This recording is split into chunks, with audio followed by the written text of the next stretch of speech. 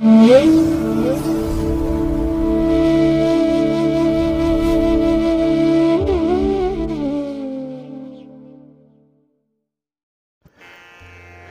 ಮಹಾಗಣಪತಿಯೇ ನಮಃ. ಶ್ರೀ ಗುರುಭ್ಯೋ ನಮಃ. ಹರಿ ಓಂ.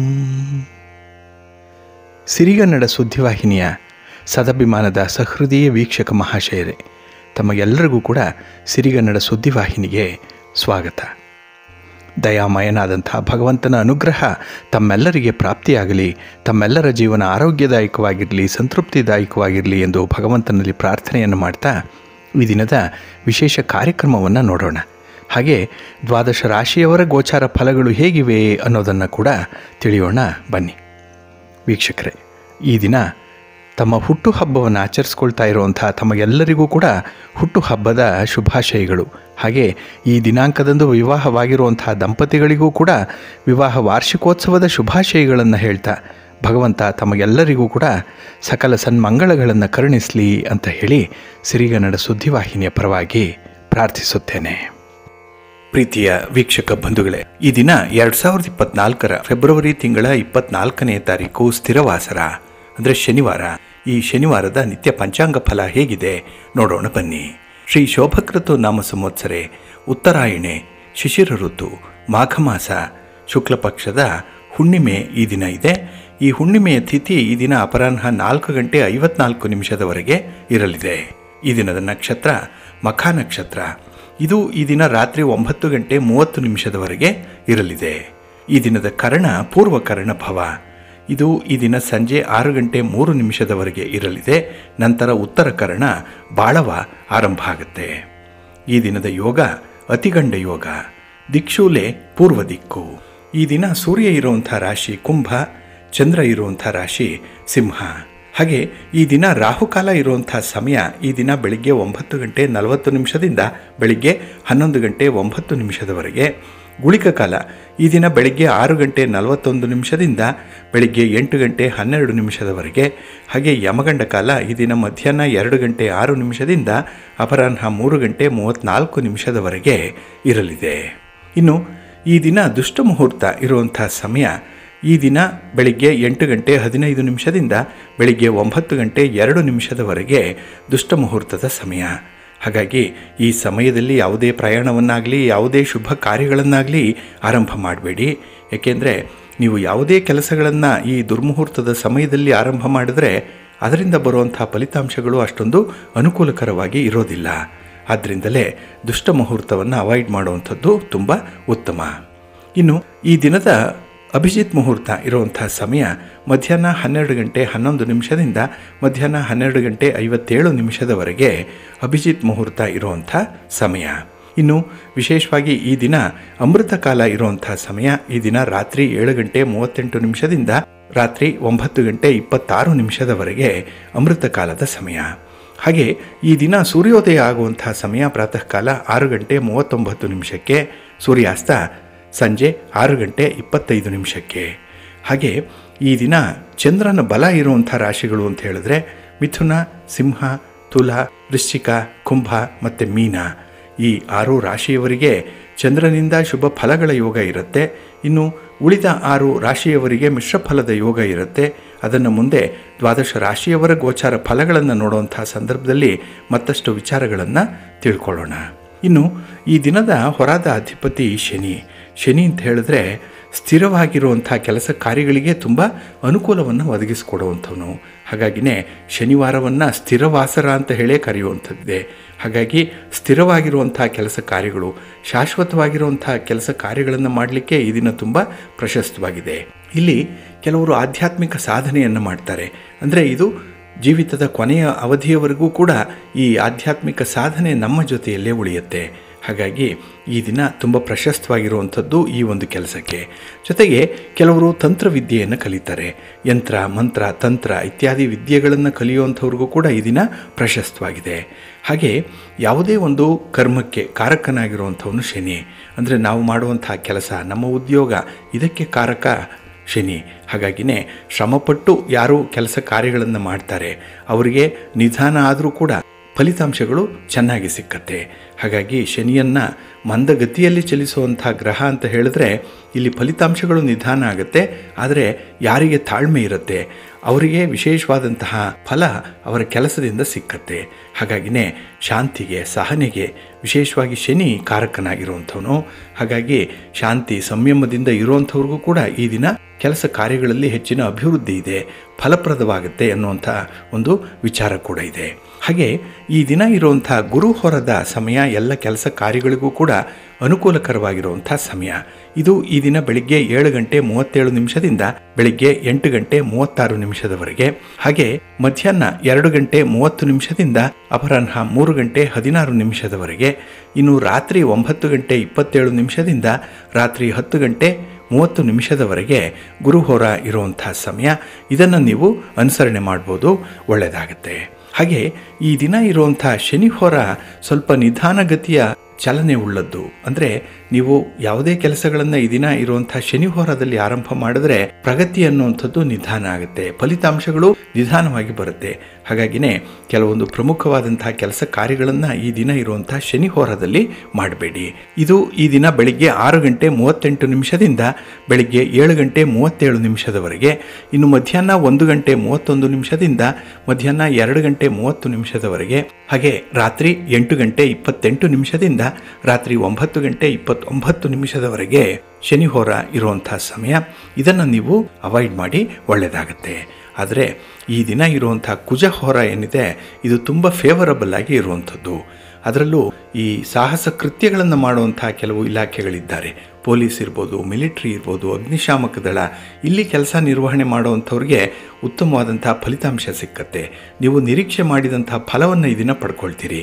ಹಾಗೆ ನ್ಯಾಯಾಂಗ ಇಲಾಖೆಯಲ್ಲಿ ಕೆಲಸ ಮಾಡುವಂಥವ್ರಿಗೆ ಅಥವಾ ಈ ನ್ಯಾಯಾಲಯದ ತೀರ್ಪು ನಿಮ್ಮ ಪರವಾಗಿ ಬರಬೇಕು ಅನ್ನುವಂಥದ್ರ ಬಗ್ಗೆ ಯಾವುದೇ ಪೂರ್ವ ಸಿದ್ಧತೆಯನ್ನು ಮಾಡಿಕೊಳ್ಳಿಕ್ಕೂ ಕೂಡ ಈ ದಿನ ತುಂಬ ಪ್ರಶಸ್ತವಾಗಿದೆ. ಹಾಗಾಗಿ ಈ ದಿನ ಕುಜಹೋರ ಇರುವಂಥ ಸಮಯ ಬೆಳಿಗ್ಗೆ 8:36 ಬೆಳಿಗ್ಗೆ 9:35 ಇನ್ನು ಅಪರಾಹ್ನ 3:29 ಅಪರಾಹ್ನ 4:28 ಇನ್ನು ರಾತ್ರಿ 10:30 ರಾತ್ರಿ 11:31 ಕುಜಹೋರ ಇರುವಂಥ ಸಮಯ. ಇದನ್ನು ಕೂಡ ನೀವು ಅನುಸರಣೆ ಮಾಡಬಹುದು. ಆದರೆ ಈ ದಿನ ಇರುವಂಥ ರವಿಹೋರ ಮಾತ್ರ ಅಷ್ಟೊಂದು ಫೇವರಬಲ್ ಆಗಿಲ್ಲ. ಅದರಲ್ಲೂ ರಾಜಕಾರಣಿಗಳಿಗೆ ಈ ದಿನ ರವಿಹೋರ ಸ್ವಲ್ಪ ಮಿಶ್ರ ಫಲವನ್ನು ತರುತ್ತೆ. ಹಾಗಾಗಿನೇ ನಿಮ್ಮ ಚಟುವಟಿಕೆಗಳನ್ನು ತಟಸ್ಥಗೊಳಿಸುವಂಥದ್ದು ಈ ರವಿಹೋರದಲ್ಲಿ ಬಹಳ ಉತ್ತಮ. ಇನ್ನು ಗಣ್ಯರನ್ನು ಭೇಟಿ ಮಾಡುವಂಥದ್ದಾಗಲಿ, ಸರ್ಕಾರದ ಮಟ್ಟದಲ್ಲಿ ಆಗಬೇಕಾಗಿರುವಂಥ ಕೆಲಸ ಕಾರ್ಯಗಳನ್ನು ನೀವು ಅನುಸರಣೆ ಮಾಡುವಂಥ ವಿಚಾರಗಳನ್ನಾಗಲಿ ಆದಷ್ಟು ರವಿಹೋರದಲ್ಲಿ ಮಾಡಬೇಡಿ. ಈ ದಿನ ರವಿಹೋರ ಇರುವಂಥ ಸಮಯ ಬೆಳಿಗ್ಗೆ 9:35 ಬೆಳಿಗ್ಗೆ 10:34 ಇನ್ನು ಅಪರಾಹ್ನ 4:28 ಅಪರಾಹ್ನ 5:27 ಇನ್ನು ರಾತ್ರಿ 11:31 ರಾತ್ರಿ 12:32 ರವಿಹೋರ ಇರುವಂಥ ಸಮಯ. ಇದನ್ನು ಸ್ವಲ್ಪ ಅವಾಯ್ಡ್ ಮಾಡ್ಕೊಳ್ಳಿ, ಒಳ್ಳೆಯದಾಗತ್ತೆ. ಹಾಗಾಗಿ ಬಂಧುಗಳೇ, ನಿಮ್ಮ ಕೆಲಸ ಕಾರ್ಯಗಳನ್ನು ವಿಶೇಷವಾಗಿ ಶುಭ ಮುಹೂರ್ತದಲ್ಲಿ ಆರಂಭ ಮಾಡಿ. ಒಳ್ಳೆಯ ಸಮಯ ಯಾವುದಿದೆ ಅನ್ನುವಂಥದ್ದನ್ನು ತಿಳ್ಕೊಳ್ಳಿ. ಅಂದರೆ ಕೆಲವೊಂದು ನಿರ್ದಿಷ್ಟವಾದ ಕೆಲಸ ಕಾರ್ಯಗಳನ್ನು ಆರಂಭ ಮಾಡಲಿಕ್ಕೆ ನಿರ್ದಿಷ್ಟವಾದಂಥ ಹೊರವನ್ನೇ ನೀವು ಅನುಸರಣೆ ಮಾಡಬೇಕು. ಅದನ್ನು ನೀವು ಪ್ರತಿನಿತ್ಯ ತಿಳ್ಕೊಳ್ಬೇಕು. ಆಯಾ ದಿನದ ತಿಥಿ, ವಾರ, ನಕ್ಷತ್ರ, ಯೋಗ, ಕರಣ ಇವುಗಳನ್ನು ತಿಳ್ಕೊಂಡು ಮುಂದುವರಿಬೇಕು. ಹಾಗಾಗಿ ಸಿರಿಗನ್ನಡ ಸುದ್ದಿವಾಹಿನಿ ಪ್ರತಿನಿತ್ಯ ಪ್ರಸಾರ ಮಾಡುವಂಥ ಈ ಪಂಚಾಂಗದ ವಿವರಗಳನ್ನು ಕೇಳಿಸ್ಕೊಳ್ತಾ ಇರಿ. ಇದರಲ್ಲಿ ನಿಮಗೆ ಬೇಕಾದಂಥ ಮಾಹಿತಿಗಳು ಸಿಕ್ಕತ್ತೆ. ಅದನ್ನು ಅನುಸರಣೆ ಮಾಡೋದ್ರಿಂದ ಖಂಡಿತ ನಿಮಗೆ ಒಳ್ಳೆಯ ಫಲ ಸಿಕ್ಕತ್ತೆ. ಪ್ರಯತ್ನಕ್ಕೆ ಅನುಗುಣವಾದಂತಹ ಫಲಿತಾಂಶ ಸಿಕ್ಕಾಗ ಮನಸ್ಸಿಗೆ ಸಂತೋಷ ಉಂಟಾಗುತ್ತೆ. ಹಾಗಾಗಿನೇ ತುಂಬ ಉತ್ಸಾಹದಿಂದ ಇರಲಿಕ್ಕೆ ಈ ಕೆಲಸ ಕಾರ್ಯಗಳಿಂದ ಬರುವಂಥ ಫಲಿತಾಂಶಗಳು ಧನಾತ್ಮಕವಾಗಿರಬೇಕು. ಅಂಥ ಪ್ರಯತ್ನವನ್ನು ನೀವು ಮುಂದುವರಿಸಿ, ಒಳ್ಳೆಯದಾಗತ್ತೆ. ಪ್ರೀತಿಯ ಬಂಧುಗಳೇ, ಈ ದಿನ ಬಹಳ ವಿಶೇಷವಾಗಿರುವಂಥ ದಿನ. ಇಲ್ಲಿ ಮಾಘ ಮಾಸದ ಹುಣ್ಣಿಮೆ ಇರುವಂಥ ದಿನ. ಹಾಗಾಗಿನೇ ಈ ದಿನ ಮಾಘ ಸ್ನಾನದ ಅಂತ್ಯವಾಗುವಂಥ ದಿನ. ಅಂದರೆ ಮಾಘ ಸ್ನಾನ ಮಾಡಲಿಕ್ಕೆ ಈ ಹುಣ್ಣಿಮೆಯ ದಿನ ಕೊನೆಯ ದಿನವಾಗಿರುತ್ತೆ. ಹಾಗೆ ಈ ದಿನ ವ್ಯಾಸ ಪೂರ್ಣಿಮೆ ಅಂತ ಹೇಳಿ ಇದನ್ನು ಕರೆಯುವಂಥದ್ದಿದೆ. ವ್ಯಾಸ ಪೂಜೆಯನ್ನು ಮಾಡುವಂಥ ಒಂದು ಪದ್ಧತಿ ಕೂಡ ಇದೆ. ಹಾಗೆ ಈ ಹುಣ್ಣಿಮೆಯನ್ನು ಭಾರತ ಹುಣ್ಣಿಮೆ ಅಂತ ಹೇಳಿ ಕರೀತಾರೆ. ಹಾಗಾಗಿ ಈ ಮಾಘ ಮಾಸದ ಹುಣ್ಣಿಮೆ ಏನಿದೆ ಇದು ಬಹಳ ವಿಶೇಷವಾಗಿ ವ್ರತಾದಿಗಳಿಗೆ ಹೇಳಿ ಮಾಡಿಸಿದಂಥ ಒಂದು ಹುಣ್ಣಿಮೆ. ಹಾಗಾಗಿ ಈ ಶುಭ ದಿನದಂದು ವಿಷ್ಣುವನ್ನ ಮತ್ತೆ ಚಂದ್ರದೇವರಿಗೆ ಪ್ರಾರ್ಥನೆಯನ್ನ ಸಲ್ಲಿಸ್ತಾರೆ, ವಿಷ್ಣುವನ್ನ ಪೂಜೆ ಮಾಡ್ತಾರೆ. ಅದಕ್ಕಾಗಿಯೇ ಈ ದಿನ ಸತ್ಯನಾರಾಯಣ ಸ್ವಾಮಿಯ ವ್ರತವನ್ನು ಮಾಡುವಂಥವರು ಕೂಡ ಇದ್ದಾರೆ. ಹಾಗೆ ಈ ದಿನ ಬಹಳ ವಿಶೇಷವಾಗಿ ಹೆಚ್ಚಿನ ಧಾರ್ಮಿಕ ಮತ್ತು ಆಧ್ಯಾತ್ಮಿಕ ಮಹತ್ವವನ್ನು ಹೊಂದಿರುವಂಥ ದಿನ. ಹಾಗಾಗಿನೇ ಬೇರೆ ಬೇರೆ ರೀತಿಯಲ್ಲಿ ಧಾರ್ಮಿಕ ಚಟುವಟಿಕೆಗಳನ್ನು ಹಮ್ಮಿಕೊಳ್ಳುವಂಥ ಒಂದು ದಿನ, ವಿಶೇಷ ರೀತಿಯ ಪೂಜಾ ಆಚರಣೆಗಳನ್ನು ಮಾಡುವಂಥ ಒಂದು ದಿನ ಕೂಡ. ಹಾಗಾಗಿ ಈ ಮಾಘ ಹುಣ್ಣಿಮೆ ಏನಿದೆ ಇದು ವಿಷ್ಣುವನ್ನು ಪೂಜಿಸಲಿಕ್ಕೆ ಬಹಳ ವಿಶೇಷ ಮಹತ್ವವನ್ನು ಪಡ್ಕೊಂಡಿರುವಂಥ ದಿನ. ಇನ್ನು ಈ ದಿನದಂದು ಗಂಗಾ ನದಿಯಲ್ಲಿ ಸ್ನಾನ ಮಾಡೋದ್ರಿಂದ ಕೂಡ ಅತ್ಯಂತ ಶ್ರೇಷ್ಠ ಫಲವನ್ನು ಪಡ್ಕೊಳ್ತಾರೆ ಅನ್ನುವಂಥದ್ದು ಧರ್ಮಶಾಸ್ತ್ರದಲ್ಲಿ ಉಲ್ಲೇಖವಾಗಿದೆ. ಹಾಗಾಗಿನೇ ಈ ದಿನ ಅಂದರೆ ಈ ಮಾಘ ಮಾಸದ ಹುಣ್ಣಿಮೆಯ ದಿನ ಏನಿದೆ ಇದು ಅತ್ಯಂತ ಪವಿತ್ರವಾಗಿರುವಂಥ ದಿನ. ಗಂಗಾ ನದಿಯಲ್ಲಿ ಸ್ನಾನ ಮಾಡಿದ್ರೆ, ಭಗವಂತನನ್ನು ಆರಾಧನೆ ಮಾಡಿದ್ರೆ ಜನ್ಮ ಜನ್ಮಾಂತರಗಳಲ್ಲಿ ಮಾಡಿರುವಂಥ ಪಾಪದಿಂದ ಮುಕ್ತಿಯನ್ನು ಪಡ್ಕೊಳ್ಬೋದು ಅನ್ನುವಂಥ ವಿಚಾರ ಕೂಡ ಇದೆ. ಹಾಗೆ ಈ ದಿನ ದೇವತೆಗಳು ಭೂಮಿಗೆ ಬರ್ತಾರೆ ಅಂತ ಹೇಳಿ ನಂಬಿದ್ದಾರೆ. ಆದ್ದರಿಂದಲೇ ಈ ದಿನ ದಾನ ಧರ್ಮಾದಿಗಳನ್ನು ಮಾಡೋದ್ರಿಂದ ಶುಭ ಫಲಗಳು ಪ್ರಾಪ್ತಿಯಾಗುತ್ತೆ. ಹಾಗೆ ಈ ದಿನದ ಹುಣ್ಣಿಮೆಯ ತಿಥಿ ಈ ದಿನ ಅಪರಾಹ್ನ 4:54 ಇರುತ್ತೆ. ಹಾಗಾಗಿ ಪೂಜಾ ಆಚರಣೆಗಳು ವ್ರತಾದಿಗಳನ್ನು ಮಾಡುವಂಥವರು ವಿಶೇಷವಾಗಿ ಈ ದಿನ ಸಂಜೆ 5 ಗಂಟೆಯ ಒಳಗೆ ಮುಗಿಸ್ಬೇಕು. ಹಾಗೆ ಈ ಮಾಘ ಹುಣ್ಣಿಮೆಯನ್ನು ಮಾಘಿ ಪೂರ್ಣಿಮಾ ಅಂತ ಹೇಳಿ ಕರೆಯುವಂಥದ್ದು ಕೂಡ ಇದೆ. ಹಾಗಾಗಿನೇ ಈ ದಿನ ಹೆಚ್ಚಿನ ಧಾರ್ಮಿಕ ಚಟುವಟಿಕೆಗಳನ್ನು ಹಮ್ಮಿಕೊಳ್ಳಲಿಕ್ಕೆ, ಆಧ್ಯಾತ್ಮಿಕ ಸಾಧನೆಯನ್ನು ಮಾಡಲಿಕ್ಕೆ, ಹಾಗೆ ಯಾವುದೇ ರೀತಿಯ ಯಂತ್ರವನ್ನು ಕಲಿಯುವಂಥದ್ದು, ಮಂತ್ರವನ್ನು ಕಲಿಯುವಂಥದ್ದು, ಇನ್ನು ಯಾವುದೇ ರೀತಿಯ ಸಾಹಿತ್ಯಿಕ ಚಟುವಟಿಕೆಗಳನ್ನು ಆರಂಭ ಮಾಡಲಿಕ್ಕೂ ಕೂಡ ತುಂಬ ಪ್ರಶಸ್ತವಾಗಿರುವಂಥ ದಿನ.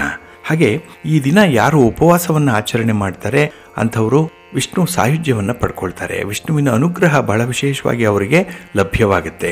ಹಾಗಾಗಿ ಈ ದಿನ ಸತ್ಯನಾರಾಯಣ ಸ್ವಾಮಿಯ ಪೂಜೆಯನ್ನು ಮಾಡುವಂಥದ್ದು, ಅಥವಾ ಯಾರಾದರೂ ಪೂಜೆ ಮಾಡ್ತಾ ಇದ್ದರೆ ಅಲ್ಲಿ ತೀರ್ಥ ಪ್ರಸಾದಾದಿಗಳನ್ನು ಸ್ವೀಕಾರ ಮಾಡುವಂಥದ್ದು, ಇನ್ನು ಸತ್ಯನಾರಾಯಣ ಕಥೆಯನ್ನು ಶ್ರವಣ ಮಾಡುವಂಥದ್ದು ಅಥವಾ ಪಠಣ ಮಾಡುವಂಥದ್ದು ಬಹಳ ವಿಶೇಷ ಫಲವನ್ನು ಕೊಡುವಂಥ ವಿಚಾರ. ಹಾಗಾಗಿ ಈ ದಿನ ವಿಷ್ಣುವನ್ನು ಪೂಜೆ ಮಾಡಿ, ನೈವೇದ್ಯವನ್ನು ಸಮರ್ಪಣೆ ಮಾಡಿ, ಮಂಗಳಾರತಿಯನ್ನು ಮಾಡಿ, ಹಾಗೆ ಬರುವಂಥ ಭಕ್ತರಿಗೆ ಈ ದಿನ ಅನ್ನದಾನವನ್ನು ಮಾಡೋದ್ರಿಂದ ವಿಶೇಷವಾದಂಥ ಫಲ ಸಿಕ್ಕತ್ತೆ. ಹಾಗಾಗಿನೇ ಈ ದಿನ ಮಹತ್ವಪೂರ್ಣವಾಗಿರುವಂಥ ದಿನ. ಆದ್ದರಿಂದ ಪವಿತ್ರ ನದಿಯಲ್ಲಿ ಸ್ನಾನ ಮಾಡಿ ವಿಷ್ಣುವನ್ನ ಆರಾಧನೆ ಮಾಡಬೇಕು. ಹಾಗೆ ಮನೆಯಲ್ಲಿ ಸ್ನಾನ ಮಾಡುವಂಥ ನೀರಿಗೆ ಸ್ವಲ್ಪ ಗಂಗಾ ಜಲವನ್ನು ಬೆರೆಸಿ ಸ್ನಾನ ಮಾಡಿದ್ರೂ ಕೂಡ ಗಂಗಾ ಸ್ನಾನದ ಫಲವನ್ನು ಪಡ್ಕೊಳ್ಳಿಕ್ಕೆ ಅವಕಾಶ ಇದೆ. ಹಾಗಾಗಿ ಈ ದಿನ ಭಕ್ತರು ಅಂದರೆ ಹುಣ್ಣಿಮೆಯ ದಿನ ಭಕ್ತರು ಶಿವನನ್ನು ಆರಾಧನೆ ಮಾಡ್ತಾರೆ, ಶಿವನ ಪರಿವಾರ ದೇವತೆಗಳನ್ನು ಪೂಜೆ ಮಾಡ್ತಾರೆ, ಪಾರ್ವತಿಯನ್ನು, ಗಣಪತಿಯನ್ನು, ಹಾಗೆ ಸುಬ್ರಹ್ಮಣ್ಯ ಸ್ವಾಮಿಯನ್ನು ಕೂಡ ಈ ದಿನ ಆರಾಧನೆ ಮಾಡ್ತಾರೆ. ಹಾಗಾಗಿ ವಿಷ್ಣುವಿನ ಜೊತೆಗೆ ಲಕ್ಷ್ಮೀ ಪೂಜೆಗೂ ಕೂಡ ತುಂಬ ಪ್ರಶಸ್ತವಾಗಿರುವಂಥ ದಿನ ಇದು, ಹುಣ್ಣಿಮೆಯ ದಿನ. ಹಾಗಾಗಿನೇ ಈ ದಿನ ಕೆಲವರು ಲೇವಾದೇವಿ ವ್ಯವಹಾರವನ್ನು ಮಾಡಲ್ಲ, ಸಾಲವನ್ನು ಕೊಡಲ್ಲ, ಸಾಲವಾಗಿ ತರಲ್ಲ. ಯಾಕೆಂದರೆ ಈ ಲಕ್ಷ್ಮಿ ಚಂಚಲೆಯಾಗಿರೋದ್ರಿಂದ ಯಾವ ಸಂದರ್ಭದಲ್ಲಿ ಯಾವ ನಿರ್ಧಾರವನ್ನು ತೆಗೆದುಕೊಳ್ತಾಳೆ ಯಾರ ಮೇಲೆ ಅನ್ನುವಂಥ ವಿಚಾರಗಳು ಗೊತ್ತಾಗಲ್ಲ. ಹಾಗಾಗಿನೇ ಈ ದಿನದಲ್ಲಿ ವಿಶೇಷವಾಗಿ ಮಹಾಲಕ್ಷ್ಮಿಯನ್ನು ಪೂಜೆ ಮಾಡುವಂಥದ್ದು, ಮಹಾಲಕ್ಷ್ಮಿಯ ಅನುಗ್ರಹವನ್ನು ಪಡ್ಕೊಳ್ಳುವಂಥ ಪ್ರಯತ್ನಗಳು ವಿಶೇಷ ಫಲವನ್ನು ನೀಡುತ್ತೆ. ಹಾಗೆ ಈ ದಿನ ಬಡವರಿಗೆ, ನಿರ್ಗತಿಕರಿಗೆ ಅನ್ನದಾನವನ್ನು ಮಾಡೋದ್ರಿಂದ, ಕೈಲಾದಷ್ಟು ಫಲ ತಾಂಬೂಲಾದಿಗಳನ್ನು ಕೊಡೋದ್ರಿಂದ ಕೂಡ ಶುಭ ಫಲಗಳು ಲಭ್ಯವಾಗುತ್ತೆ ಅನ್ನುವಂಥ ಒಂದು ವಿಚಾರ ಇದೆ. ಹಾಗೆ ಈ ದಿನ ಪ್ರಯಾಗದಲ್ಲಿ ಮಾಘ ಮೇಳವನ್ನು ಬಹಳ ಉತ್ಸಾಹದಿಂದ ಆಚರಣೆ ಮಾಡ್ತಾರೆ. ಇಲ್ಲಿ ಸಂಗಮ ಇದೆಯಲ್ಲ, ಗಂಗಾ, ಯಮುನಾ ಮತ್ತು ಸರಸ್ವತಿ, ಈ 3 ಪವಿತ್ರ ನದಿಗಳ ಸಂಗಮ ಏನಿದೆ, ಇಲ್ಲಿ ಸಂಗಮ ಸ್ನಾನವನ್ನು ಮಾಡುವಂಥದ್ದು, ಜೊತೆಗೆ ಶಿವನಿಗೆ ಪ್ರಾರ್ಥನೆಯನ್ನು ಮಾಡುವಂಥದ್ದು, ಸೂರ್ಯನಿಗೆ ಅರ್ಘ್ಯ ಪ್ರದಾನವನ್ನು ಮಾಡುವಂಥ ವಿಶೇಷ ಕ್ರಮ ಕೂಡ ಇದೆ. ಹಾಗಾಗಿನೇ ದೇಶದಾದ್ಯಂತ ಹೆಚ್ಚಿನ ಭಕ್ತರು ಈ ಸ್ಥಳಕ್ಕೆ ಭೇಟಿ ನೀಡ್ತಾರೆ, ಅಂದರೆ ಪ್ರಯಾಗಕ್ಕೆ ಭೇಟಿ ನೀಡುವಂಥದ್ದು. ಹಾಗೆ ಈ ಸಂಜೆಯ ಸಮಯದಲ್ಲಿ ಈ ದಿನ ದೀಪವನ್ನು ಹಚ್ಚಿ ಅದನ್ನು ಹರಿಯುವ ನೀರಿನಲ್ಲಿ ತೇಲಿ ಬಿಡುವಂಥ ಒಂದು ಪದ್ಧತಿ ಕೂಡ ಇದೆ. ಹಾಗಾಗಿನೇ ಇಲ್ಲಿ ಪಿತೃ ಋಣಗಳನ್ನು ಪರಿಹಾರ ಮಾಡಿಕೊಳ್ಳಿಕ್ಕೆ, ಹಾಗೆ ಭಗವಂತನ ಪ್ರೇರಣೆಯಿಂದ ಹೊಸ ಕಾರ್ಯಗಳನ್ನು ಆರಂಭ ಮಾಡಲಿಕ್ಕೆ ಅತ್ಯಂತ ಪ್ರಶಸ್ತವಾಗಿರುವಂಥ ದಿನ ಇದು. ಹಾಗೆ ಈ ದಿನ ಲಲಿತಾ ಜಯಂತಿಯನ್ನು ಕೂಡ ಆಚರಣೆ ಮಾಡುವಂಥವರಿದ್ದಾರೆ. ಹಾಗಾಗಿ ಈ ದಿನದ ಕಾರ್ಯಕ್ರಮದಲ್ಲಿ ನಾವು ಲಲಿತಾ ಜಯಂತಿ ಅಂದರೆ ಏನು, ಇದನ್ನು ಹೇಗೆ ಆಚರಣೆ ಮಾಡಬೇಕು ಅನ್ನುವಂಥ ವಿಚಾರಗಳನ್ನು ತಿಳ್ಕೊಳ್ಳೋಣ. ಬಂಧುಗಳೇ, ಈ ದಿನದ ವಿಶೇಷ ಕಾರ್ಯಕ್ರಮಕ್ಕೆ ತಮಗೆಲ್ಲರಿಗೂ ಕೂಡ ಸ್ವಾಗತವನ್ನು ಹೇಳ್ತಾ, ಈ ದಿನ ನಾವು ಈ ಹುಣ್ಣಿಮೆಯ ದಿನ ಲಲಿತಾ ಜಯಂತಿಯನ್ನು ಆಚರಣೆ ಮಾಡುವಂಥ ವಿಚಾರ, ಇದನ್ನು ಯಾವ ರೀತಿಯಲ್ಲಿ ಆಚರಣೆ ಮಾಡಬೇಕು, ಪೂಜಾ ಪದ್ಧತಿಗಳೇನು, ಅದರಿಂದ ಬರುವಂಥ ಫಲಗಳೇನು ಅನ್ನುವಂಥ ವಿಚಾರಗಳನ್ನು ತಿಳ್ಕೊಳ್ಳೋಣ. ಇಲ್ಲಿ ಪ್ರತಿ ವರ್ಷ ಮಾಘ ಮಾಸದ ಹುಣ್ಣಿಮೆಯ ದಿನ ಲಲಿತಾ ಜಯಂತಿಯನ್ನು ಆಚರಣೆ ಮಾಡ್ತಾರೆ. ಇದು ಈ ವರ್ಷದಲ್ಲಿ ಫೆಬ್ರವರಿ 24ರ ಶನಿವಾರದಂದು ಆಚರಣೆ ಆಗುವಂಥದ್ದು. ಈ ದಿನ ಲಲಿತಾದೇವಿಯ ಪೂಜೆಯ ಜೊತೆಗೆ ಗಣಪತಿ ಆರಾಧನೆಗೂ ಕೂಡ ವಿಶೇಷ ಮಹತ್ವ ಇದೆ. ಹಾಗಾಗಿ ಈ ಮಾಘ ಪೂರ್ಣಿಮೆಯ ದಿನ ರಾತ್ರಿ ಚಂದ್ರನನ್ನು ಮತ್ತು ಕುಬೇರನನ್ನು ಪೂಜೆ ಮಾಡೋದರಿಂದ ಚಂದ್ರದೋಷ ನಿವಾರಣೆಯಾಗುತ್ತೆ. ಈ ದಿನ ರಾತ್ರಿ ಸಂಪತ್ತು ಮತ್ತು ಸಮೃದ್ಧಿಯ ಅಧಿದೇವತೆಯಾದಂಥ ಲಕ್ಷ್ಮೀದೇವಿಯನ್ನು ಪೂಜೆ ಮಾಡ್ತಾರೆ. ಕೆಲವರಲ್ಲಿ ಇದು ಸಂಪ್ರದಾಯ ಇದೆ. ಹಾಗಾಗಿ ಈ ರಾತ್ರಿಯ ಸಮಯದಲ್ಲಿ ಲಕ್ಷ್ಮಿಯ ಪೂಜೆಯನ್ನು ಮಾಡುವಂಥದ್ದು. ಹಾಗೆ ಈ ದಿನ ಲಲಿತಾ ಜಯಂತಿಯ ದಿನ ಸೂರ್ಯೋದಯದಿಂದ ಸಂಜೆ ಸೂರ್ಯಾಸ್ತದವರೆಗೂ ಕೂಡ ಹುಣ್ಣಿಮೆಯ ತಿಥಿ ಇರೋದರಿಂದ ಈ ದಿನ ಲಲಿತಾದೇವಿಯ ಪೂಜೆಯನ್ನು ಮಾಡುವಂಥ ಒಂದು ವಿಚಾರ ಕೂಡ ಇದೆ. ಹಾಗಾಗಿ ನಂಬಿಕೆಯ ಪ್ರಕಾರ ಲಲಿತಾ ಜಯಂತಿಯ ಪೂಜೆಯನ್ನು ಮಾಡೋದರಿಂದ ಮನೆಯಲ್ಲಿ ಸಂತೋಷ ಇರುತ್ತೆ, ಶಾಂತಿ ಮತ್ತು ಸಮೃದ್ಧಿಗಳು ಉಂಟಾಗುತ್ತೆ ಅನ್ನುವಂಥ ನಂಬಿಕೆ ಇದೆ.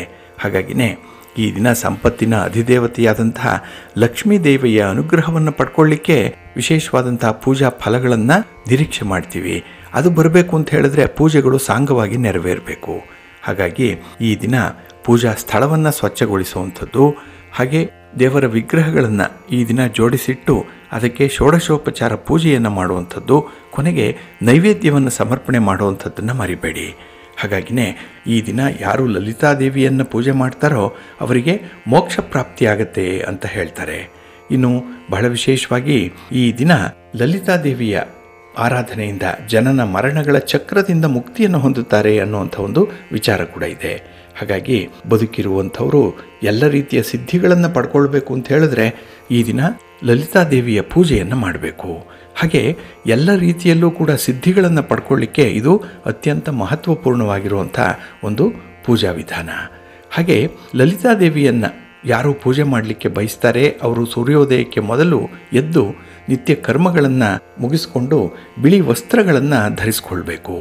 ಹಾಗೆ ಒಂದು ಮಣೆಯನ್ನು ತೆಗೆದುಕೊಂಡು, ಅಂದರೆ ಮರದ ಹಲಗೆಯನ್ನು ತೆಗೆದುಕೊಂಡು ಅದರ ಮೇಲೆ ಗಂಗಾಜಲವನ್ನು ಸಿಂಪಡಣೆ ಮಾಡಿ ಉತ್ತರ ದಿಕ್ಕಿಗೆ ಮುಖ ಮಾಡಿ ನಂತರ ಮಣೆಯ ಮೇಲೆ ಬಿಳಿ ಬಟ್ಟೆಯನ್ನು ಹರಡಿ ಅಲ್ಲಿ ತಾವು ಕುಳಿತುಕೊಳ್ಳುವಂಥ ಜಾಗವನ್ನು ನಿರ್ಮಾಣ ಮಾಡಿಕೊಳ್ಬೇಕು. ಇನ್ನು ಪೀಠದ ಮೇಲೆ ಬಟ್ಟೆಯನ್ನು ಹಾಕಿದ ನಂತರ ಲಲಿತಾದೇವಿಯ ಚಿತ್ರವನ್ನು ಸ್ಥಾಪನೆ ಮಾಡಬೇಕು. ಹಾಗೆ ಬಿಳಿ ಲಲಿತಾದೇವಿಯ ಚಿತ್ರ ಅಥವಾ ವಿಗ್ರಹ ಇಲ್ಲದಿದ್ದರೆ ನೀವು ಶ್ರೀಯಂತ್ರವನ್ನು ಕೂಡ ಇಲ್ಲಿ ಸ್ಥಾಪನೆ ಮಾಡಬಹುದು. ಹಾಗಾಗಿ ಈ ಲಲಿತಾದೇವಿಗೆ ಕುಂಕುಮವನ್ನು ಹಚ್ಚಿ ಅಕ್ಷತೆ, ಹೂವು, ಹಣ್ಣುಗಳು ಹಾಗೆ ಮಧುಪರ್ಕ ಇವುಗಳನ್ನು ಪ್ರಸಾದ ರೀತಿಯಲ್ಲಿ ಸಮರ್ಪಣೆ ಮಾಡಬೇಕು. ಇನ್ನು ಈ ಎಲ್ಲ ವಸ್ತುಗಳನ್ನು ಅರ್ಪಿಸಿದ ನಂತರ ಲಲಿತಾದೇವಿಯನ್ನು ಪೂಜೆ ಮಾಡಿ ಓಂ ಹ್ರೀಂ ಶ್ರೀಂ ತ್ರಿಪುರ ಸುಂದರಿಯೇ ನಮಃ ಅನ್ನುವಂಥ ಮಂತ್ರವನ್ನು 108 ಬಾರಿ ಪಠಣ ಮಾಡಿಕೊಳ್ಬೇಕು.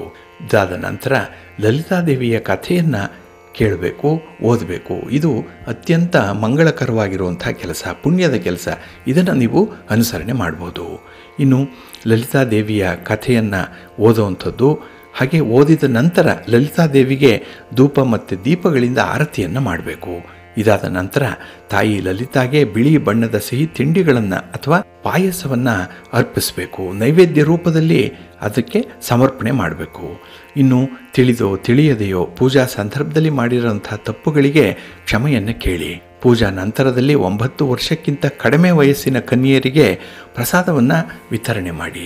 ಹಾಗಾಗಿ ನಿಮ್ಮ ಇಷ್ಟಾರ್ಥಗಳು ನೆರವೇರುತ್ತೆ. ಇನ್ನು ನಿಮಗೆ 9 ವರ್ಷಕ್ಕಿಂತ ಕಡಿಮೆ ವಯಸ್ಸಿನ ಕನ್ಯೆಯರು ಸಿಕ್ಕದೇ ಇದ್ದರೆ ನೀವು ಹಸುವಿಗೆ ಕೂಡ ಈ ಪ್ರಸಾದವನ್ನು ತಿನ್ನಲಿಕ್ಕೆ ನೀಡಬೇಕು. ಹಾಗಾಗಿನೇ ವಿಶೇಷವಾಗಿ ಈ ದಿನ ಲಲಿತಾದೇವಿಯ ಪೂಜೆಯನ್ನು ಷೋಡಶೋಪಚಾರಗಳಿಂದ ಮಾಡಿದ್ರೆ ಇಷ್ಟಾರ್ಥಗಳು ನೆರವೇರುತ್ತೆ. ಹಾಗೆ ಬಂದಿರುವಂತಹ ಕಷ್ಟ ಕಾರ್ಪಣ್ಯಗಳೇನಿದೆ ಅವು ಕೂಡ ನಿವಾರಣೆಯಾಗತ್ತೆ ಅನ್ನುವಂಥ ಒಂದು ನಂಬಿಕೆ ಇದೆ. ಹಾಗೆ ಬಂಧುಗಳೇ, ಈ ಲಲಿತಾ ಜಯಂತಿಯ ಕಥೆ ಬಹಳ ರೋಚಕವಾಗಿರುವಂಥದ್ದು. ಪೂಜಾ ನಂತರದಲ್ಲಿ ಈ ಕಥೆಯನ್ನು ಓದಬೇಕು ಅಥವಾ ಶ್ರವಣ ಮಾಡಿಕೊಳ್ಬೇಕು. ಒಂದು ದಂತಕಥೆಯ ಪ್ರಕಾರ ದೇವಿ ಲಲಿತಾ ಆದಿಶಕ್ತಿಯ ಸ್ವರೂಪಿಣಿ ಅಂತ ಹೇಳಿ ಕರೀತಾರೆ. ಹಾಗಾಗಿ ಇದರ ವಿವರಣೆಯನ್ನು ದೇವಿ ಪುರಾಣದಿಂದ ಪಡ್ಕೊಂಡಿದ್ದಾರೆ ಅನ್ನುವಂಥ ಒಂದು ವಿಚಾರ ಇದೆ. ಒಮ್ಮೆ ನೈಮಿಷಾರಣ್ಯದಲ್ಲಿ ಯಜ್ಞವನ್ನು ನಡೆಸ್ತಾ ಇದ್ದಂಥ ಸಂದರ್ಭದಲ್ಲಿ ಅಲ್ಲಿಗೆ ದಕ್ಷ ಪ್ರಜಾಪತಿ ಆಗಮಿಸ್ತಾನೆ. ದೇವತೆಗಳೆಲ್ಲರೂ ಕೂಡ ಅವನನ್ನು ಸ್ವಾಗತಿಸಲಿಕ್ಕೆ ಎದ್ದು ನಿಲ್ತಾರೆ. ಆದರೆ ಭಗವಾನ್ ಶಂಕರ ಮಾತ್ರ ಅವನು ಕೂತಿದ್ದ ಜಾಗದಿಂದ ಎದ್ದೇಳಲ್ಲ. ಈ ಅವಮಾನದ ಸೇಡನ್ನು ತೀರಿಸ್ಕೊಳ್ಬೇಕು ಅಂತ ಹೇಳಿ ದಕ್ಷ ಒಂದು ಯಾಗವನ್ನು ಮಾಡಲಿಕ್ಕೆ ಪ್ರಾರಂಭ ಮಾಡ್ತಾನೆ. ಈ ಯಾಗಕ್ಕೆ ತನ್ನ ಅಳಿಯನಾದಂಥ ಶಿವನನ್ನು ಆಹ್ವಾನ ಮಾಡಲ್ಲ. ಆದರೆ ತಾಯಿ ಸತಿ ಮಾತ್ರ ತನ್ನ ತಂದೆ ದಕ್ಷ ಮಾಡ್ತಾ ಇರುವಂಥ ಯಾಗಕ್ಕೆ ಆಹ್ವಾನ ಇಲ್ಲದೇ ಇದ್ರೂ ಕೂಡ ಬರುವಂಥ ಒಂದು ಪ್ರಯತ್ನವನ್ನು ಮಾಡ್ತಾಳೆ. ಇದಕ್ಕೆ ಶಂಕರನ ಅನುಮತಿಯನ್ನು ಪಡ್ಕೊಳ್ಳಲ್ಲ. ಆದರೂ ಕೂಡ ತನ್ನ ತಂದೆಯ ಮನೆ ಅಂತ ಹೇಳೇನೆ ಭಾವಿಸಿಕೊಂಡು ಆ ಯಾಗ ಮಾಡ್ತಾ ಇರುವಂಥ ಮಂಟಪದ ಬಳಿ ಬರ್ತಾಳೆ. ಇಲ್ಲಿ ಯಾಗದಲ್ಲಿ ತಂದೆ ಶಂಕರನಿಗೆ ಮಾಡಿದಂತಹ ಖಂಡನೆಯನ್ನು ಕೇಳಿ ತನ್ನನ್ನು ಅವಮಾನಿಸ್ತಾ ಇದ್ದಾನೆ ಅನ್ನುವಂಥ ವಿಚಾರ ತಾಯಿಗೆ ಗೊತ್ತಾಗುತ್ತೆ. ಹಾಗಾಗಿ ಆ ಅವಮಾನವನ್ನು ಸಹಿಸಲಾರದೆ ತಾನೇ ಅಗ್ನಿಕುಂಡಕ್ಕೆ ಹಾರಿ ಪ್ರಾಣವನ್ನು ಬಿಡ್ತಾಳೆ. ಇದನ್ನು ತಿಳಿದಂತಹ ಶಿವ ತಾಯಿ ಅಂದರೆ ತನ್ನ ಪತ್ನಿ ಅಗ್ನಿಕುಂಡದಲ್ಲಿ ಪ್ರಾಣ ಬಿಟ್ಟಿದ್ದನ್ನು ಕೇಳಿ ತಾನೇ ಆ ಚಿತೆಗೆ ಹಾರಿ ಆ ಮೃತ ದೇಹವನ್ನು ತನ್ನ ಭುಜದ ಮೇಲೆ ಹೊತ್ತುಕೊಂಡು ಹೊರಗಡೆ ಬರ್ತಾನೆ. ಇದರಿಂದ ಉದ್ರಿಕ್ತ ಭಾವನೆ ಶಿವನಲ್ಲಿ ಉಂಟಾಗುತ್ತೆ. ಹಾಗಾಗಿನೇ ಹೆಗಲ ಮೇಲೆ ಆ ಪತ್ನಿಯ ಮೃತ ಶರೀರವನ್ನು ಇಟ್ಟುಕೊಂಡೇ ಅಲೆದಾಡಲಿಕ್ಕೆ ಪ್ರಾರಂಭ ಮಾಡ್ತಾನೆ. ಹಾಗಾಗಿ ಈ ಭಗವಾನ್ ಶಂಕರನ ಈ ಪರಿಸ್ಥಿತಿಯಿಂದ ಇಡೀ ಪ್ರಪಂಚದ ವ್ಯವಸ್ಥೆ ಅಲ್ಲೋಲ ಕಲ್ಲೋಲವಾಗುತ್ತೆ. ಅಂಥ ಒಂದು ಪರಿಸ್ಥಿತಿಯಲ್ಲಿ ತಾಯಿ ಸತಿಯ ದೇಹವನ್ನು ತನ್ನ ಸುದರ್ಶನ ಚಕ್ರದಿಂದ ತುಂಡು ಮಾಡಲಿಕ್ಕೆ ವಿಷ್ಣುವಿಗೆ ಇತರ ದೇವತೆಗಳು ಒತ್ತಾಯಪಡಿಸ್ತಾರೆ. ನಂತರ ತಾಯಿ ಸತಿಯ ದೇಹದ ಭಾಗಗಳನ್ನು ಕತ್ತರಿಸ್ತಾರೆ. ಆ ಭಾಗಗಳು ಬಿದ್ದಿರುವಂತಹ ಸ್ಥಳವನ್ನು ಈಗಲೂ ಕೂಡ ಶಕ್ತಿಪೀಠ ಅಂತ ಹೇಳಿ ಕರೆಯುವಂಥದ್ದು ಇದೆ. ಹಾಗಾಗಿ ಆ ಸ್ಥಳದಲ್ಲಿ ಮಹಾದೇವ ಭೈರವನ ವಿವಿಧ ರೂಪಗಳಲ್ಲಿ ನೆಲೆಸಿದ್ದಾನೆ ಅನ್ನುವಂಥ ಒಂದು ಪ್ರತೀತಿ ಇದೆ. ಹಾಗಾಗಿನೇ ನೈಮಿಷಾರಣ್ಯದಲ್ಲಿ ತಾಯಿ ಸತಿಯ ಹೃದಯ ಬಿದ್ದಿದೆ ಅನ್ನುವಂಥ ಒಂದು ವಿಚಾರ ಇದೆ. ಹಾಗಾಗಿನೇ ಈ ನೈಮಿಷಾರಣ್ಯ ಲಿಂಗಧಾರಿಣಿ ಶಕ್ತಿಪೀಠದ ತಾಣವಾಗಿ ಇಂದಿಗೂ ಕೂಡ ತಾಯಿಯನ್ನು ಪೂಜೆ ಮಾಡುವಂಥ ಒಂದು ಕ್ರಮ ಮುಂದುವರಿತಾ ಇದೆ. ಹಾಗಾಗಿ ತಾಯಿ ಲಲಿತಾದೇವಿಯ ದೇವಸ್ಥಾನ ಕೂಡ ಅಲ್ಲಿ ನಿರ್ಮಾಣ ಆಗಿದೆ. ಇಲ್ಲಿ ನೈಮಿಷಾರಣ್ಯದಲ್ಲಿ ಇರುವಂಥ ಲಿಂಗಧಾರಿಣಿ ಅನ್ನುವಂಥ ಹೆಸರಿನಿಂದ ಇರುವಂಥ ತಾಯಿಯನ್ನೇ ಲಲಿತಾದೇವಿ ಅಂತ ಹೇಳಿ ನಾಮಕರಣ ಮಾಡಿದ್ದಾರೆ. ಇನ್ನೊಂದು ಕಥೆಯ ಪ್ರಕಾರ ಹೋದಂತಹ ಚಕ್ರದಿಂದ ಪಾತಾಳ ಲೋಕ ಅಂತ್ಯಗೊಳ್ಳಲಿಕ್ಕೆ ಆರಂಭ ಆಗುತ್ತೆ. ಈ ಪರಿಸ್ಥಿತಿಯಿಂದ ವಿಚಲಿತರಾದಂತಹ ಋಷಿಗಳು ಕೂಡ ಭಯಭೀತರಾಗ್ತಾರೆ. ಮತ್ತೆ ಇಡೀ ಭೂಮಿ ನಿಧಾನವಾಗಿ ಮುಳುಗಲಿಕ್ಕೆ ಪ್ರಾರಂಭ ಆಗುತ್ತೆ. ಆಗ ಋಷಿಗಳೆಲ್ಲರೂ ಕೂಡ ಮಾತೆ ಲಲಿತಾದೇವಿಯನ್ನು ಪೂಜೆ ಮಾಡಲಿಕ್ಕೆ ಪ್ರಾರಂಭ ಮಾಡ್ತಾರೆ. ಈ ಪೂಜೆಯಿಂದ ಸಂತುಷ್ಟಗೊಂಡಂತಹ ತಾಯಿ ಈ ವಿನಾಶಕಾರಿ ಚಕ್ರವನ್ನು ತಡೆದು ನಿಲ್ಲಿಸ್ತಾಳೆ. ಜಗತ್ತು ಮತ್ತೆ ಹೊಸ ಜೀವನವನ್ನು ಕಂಡುಕೊಳ್ಳುತ್ತೆ. ಹಾಗಾಗಿನೇ ಈ ಲಲಿತೆಗೆ ಅಷ್ಟೊಂದು ಭಯಂಕರವಾದಂಥ ಶಕ್ತಿ ಇತ್ತು. ಅದು ಭಕ್ತರನ್ನು ಕಾಪಾಡುವಂಥ ಒಂದು ಮಹಾಶಕ್ತಿಯಾಗಿ, ಶಕ್ತಿ ಸ್ವರೂಪಿಣಿಯಾಗಿ ಅವತರಿಸಿದ್ದಾಳೆ ಅನ್ನುವಂಥ ಒಂದು ನಂಬಿಕೆ ಅಂದಿನಿಂದ ಪ್ರಾರಂಭ ಆಯಿತು. ಹಾಗಾಗಿನೇ ಈ ಮಾಘ ಮಾಸದ ಶುಕ್ಲ ಪಕ್ಷದ ಹುಣ್ಣಿಮೆಯ ದಿನ ಏನಿದೆ, ಈ ದಿನ ತಾಯಿ ಲಲಿತಾ ಜಯಂತಿಯನ್ನು ಆಚರಣೆ ಮಾಡುವಂಥದ್ದು, ಲಲಿತಾ ದೇವಿಯನ್ನು ಪೂಜೆ ಮಾಡುವಂಥದ್ದು ಆರಂಭ ಆಯಿತು. ಹಾಗಾಗಿ ತಾಯಿಯ ಆರಾಧನೆಯಿಂದ ಜನನ ಮರಣ ಚಕ್ರದಿಂದ ಮುಕ್ತಿ ಸಿಕ್ಕತ್ತೆ ಅನ್ನುವಂಥ ಒಂದು ವಿಚಾರ ಇದೆ. ಹಾಗಾಗಿನೇ ಈ ದಿನ ಲಲಿತಾ ಸಹಸ್ರನಾಮ ಸ್ತೋತ್ರವನ್ನು ಹೇಳ್ಕೊಳ್ಳುವಂಥದ್ದು, ಶ್ರೀ ಲಲಿತಾ ತ್ರಿಶತಿ ಪಾರಾಯಣವನ್ನು ಮಾಡುವಂಥದ್ದು ಅತ್ಯಂತ ಪುಣ್ಯಪ್ರದವಾಗಿರುವಂಥದ್ದು. ಹಾಗಾಗಿನೇ ಈ ದಿನ ತಾಯಿಯ ದರ್ಶನ ಮಾಡಿ ಸ್ಮರಣೆ ಮಾಡ್ಕೊಳ್ಳಿ, ಪ್ರಾರ್ಥನೆ ಮಾಡ್ಕೊಳ್ಳಿ.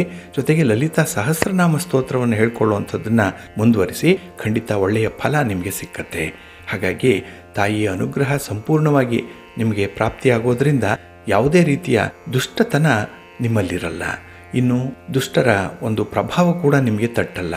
ಹಾಗಾಗಿನೇ ನಿಮ್ಮ ಜೀವನ, ನಿಮ್ಮ ಸಂತುಷ್ಟಿಯ ಬದುಕು ನಿಮ್ಮದಾಗಿರುತ್ತೆ. ಅತ್ಯಂತ ಸಂತೋಷದ, ಸುಖಮಯವಾದಂತಹ, ಆರೋಗ್ಯಪೂರ್ಣವಾದಂತಹ ಜೀವನ ನಿಮ್ಮದಾಗಿರುತ್ತೆ. ಹಾಗಾಗಿ ತಾಯಿ ಲಲಿತಾ ದೇವಿಯ ಪ್ರಾರ್ಥನೆಯನ್ನು ಮಾಡಿಕೊಳ್ಳಿ. ಈ ದಿನ ಒಳ್ಳೆಯದಾಗತ್ತೆ. ಬಂಧುಗಳೇ, ಇನ್ನು ಮುಂದೆ ದ್ವಾದಶ ರಾಶಿಯವರ ಗೋಚಾರ ಫಲಗಳು ಹೇಗಿವೆ ನೋಡೋಣ ಬನ್ನಿ. ಮೊದಲಿಗೆ ಮೇಷರಾಶಿ. ಮೇಷರಾಶಿಯವರಿಗೆ ಈ ದಿನ ಪಂಚಮ ಸ್ಥಾನದಲ್ಲಿ ಚಂದ್ರ ಇರುವಂಥ ದಿನ. ಹಾಗಾಗಿನೇ ಈ ದಿನ ನಿಮ್ಮ ಗುರಿ ಸಾಧಿಸುವಂಥ ನಿಟ್ಟಿನಲ್ಲಿ ಕೆಲವೊಂದು ಅಡಚಣೆಗಳು ಬಹಳ ವಿಶೇಷವಾಗಿ ಕಾಣಿಸ್ಕೊಳ್ಳುತ್ತೆ. ನಿಮಗೆ ಮೇಲ್ನೋಟಕ್ಕೆ ಗೊತ್ತಾಗಲ್ಲ, ಆದರೆ ಕೆಲಸಗಳು ಪೂರ್ಣವಾಗಿ ನಡೆಯಲ್ಲ. ಹಾಗಾಗಿನೇ ಕೆಲಸಕ್ಕೆ ನೀವು ಹಾಕಿದಂಥ ಶ್ರಮ ನಿರರ್ಥಕವಾಗುತ್ತೆ. ಹಣಕಾಸಿನ ನಷ್ಟ ಕೂಡ ಉಂಟಾಗುವಂಥದ್ದು ಈ ದಿನ ಇರುತ್ತೆ. ಇನ್ನು ಉದ್ಯೋಗ ಕ್ಷೇತ್ರದಲ್ಲಿ ಅಧಿಕಾರಿಗಳ ಜೊತೆಯಲ್ಲಿ ಹೊಸ ಸಮಸ್ಯೆಗಳು ಉದ್ಭವ ಆಗುವಂಥ ದಿನ. ಮಾಮೂಲಿನಂತೆ ಸಮಸ್ಯೆ ಅಲ್ಲ, ಬಹಳ ವಿಚಿತ್ರವಾದಂಥ ವಿಶೇಷವಾದಂಥ ಸಮಸ್ಯೆಯೊಂದು ಈ ದಿನ ಉದ್ಭವ ಆಗುತ್ತೆ. ಇದು ಈ ದಿನದ ಬದುಕನ್ನು ಸ್ವಲ್ಪ ಉಲ್ಬಣಗೊಳಿಸುವಂಥ ಸಾಧ್ಯತೆ ಕೂಡ ಇರುತ್ತೆ. ಹಾಗಾಗಿನೇ ನಿಮಗೆ ಬೇರೆ ಯಾವುದೇ ವಿಚಾರದಲ್ಲಿ ಕಾನ್ಸಂಟ್ರೇಟ್ ಮಾಡಲಿಕ್ಕೂ ಕೂಡ ಸಾಧ್ಯವಾಗದ ಪರಿಸ್ಥಿತಿ ಇದರಿಂದ ನಿರ್ಮಾಣ ಆಗತ್ತೆ. ಹಾಗೆ ಈ ದಿನದಲ್ಲಿ ವ್ಯಾಪಾರ ವ್ಯವಹಾರಸ್ಥರಿಗೆ ನಿಮ್ಮ ಆದಾಯದ ಮಟ್ಟ ಏನಿದೆ ಅದು ಕನಿಷ್ಠ ಮಟ್ಟದಲ್ಲಿ ಇರುತ್ತೆ. ಹೆಚ್ಚು ಆದಾಯ ಅನ್ನುವಂಥದ್ದು ಇಲ್ಲ. ಹಾಗೆ ನಿರೀಕ್ಷಿತ ಮಟ್ಟದಲ್ಲಿ ವ್ಯಾಪಾರಗಳು ಕೂಡ ನಡೆಯಲ್ಲ. ಹಾಗಾಗಿ ಈ ದಿನ ಸಾಲ ಬಾಧೆ ಇರುವಂಥವ್ರಿಗೆ ಮಾನಸಿಕವಾಗಿ ಒತ್ತಡ ಹೆಚ್ಚಾಗುವಂಥದ್ದು ಇದೆ. ಸಾಲವನ್ನು ಹೇಗಾದರೂ ಮಾಡಿ ತೀರಿಸಬೇಕು ಅಂತ ಹೇಳಿ ತೀರ್ಮಾನ ಮಾಡ್ತೀರಿ, ಆದರೆ ಕೈ ನಡೆಯಲ್ಲ. ಅದಕ್ಕಾಗಿಯೇ ಈ ದಿನ ಕೆಲವು ವಿಚಿತ್ರವಾದಂಥ ಅನುಭವಗಳಾಗುವಂಥ ಸಾಧ್ಯತೆ ಕೂಡ ಇರುತ್ತೆ. ಇನ್ನು ಕುಟುಂಬ ಸದಸ್ಯರ ಜೊತೆಯಲ್ಲೂ ಕೂಡ ಈ ದಿನ ಮುಕ್ತವಾಗಿ ಮಾತಾಡಲಿಕ್ಕೆ ಸಾಧ್ಯ ಆಗಲ್ಲ. ಎಲ್ಲ ಒಂದು ಕಡೆ ಈ ದಾಕ್ಷಿಣ್ಯ ಅನ್ನುವಂಥದ್ದು ಬರುತ್ತೆ. ಜೊತೆಗೆ ನಿಮ್ಮ ಒಂದು ದಡ್ಡತನವನ್ನಾಗಲಿ ನೀವು ಮಾಡಿರುವಂಥ ಕೆಲವು ಅವಿವೇಕದ ಕೆಲಸಗಳನ್ನಾಗಲಿ ಹೇಳಿಕೊಳ್ಳಿಕ್ಕೆ ನಿಮಗೆ ನಾಚಿಕೆ ಆಗುವಂಥದ್ದು ಆಗುತ್ತೆ. ಹಾಗಾಗಿನೇ ಎಷ್ಟೋ ವಿಚಾರಗಳು ಈ ದಿನ ನಿಮ್ಮ ಮನದಲ್ಲೇ ಉಳಿಯುವಂಥ ಸಾಧ್ಯತೆಗಳಿರುತ್ತೆ.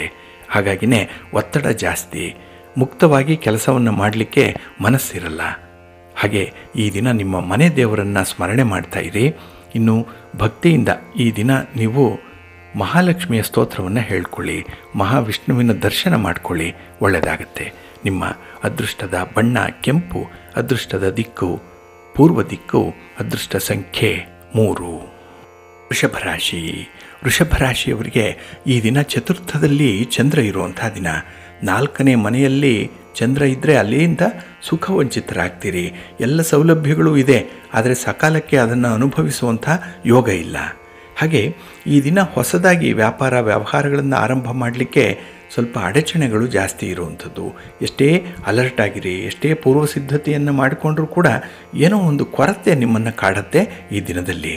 ಹಾಗೆ ಕೆಲವೊಂದು ಹಣಕಾಸಿನ ವ್ಯವಹಾರಗಳು ಸುಗಮವಾಗಿ ನಡೆಯುವಂತೆ ಕಂಡು ಬಂದರೂ ಕೂಡ ಆ ವ್ಯವಹಾರದಿಂದ ನಿಮ್ಮ ನೆಂಟಸ್ತನ ಆಗಲಿ ನಿಮ್ಮ ರಿಲೇಷನ್ಶಿಪ್ ಆಗಲಿ ಮುಂದುವರಿಯಲ್ಲ. ಎಲ್ಲೋ ಒಂದು ಕಡೆ ಅದಕ್ಕೂ ಕೂಡ ಧಕ್ಕೆ ಆಗುವಂಥ ಸಾಧ್ಯತೆಗಳು ಜಾಸ್ತಿ ಇರುತ್ತೆ.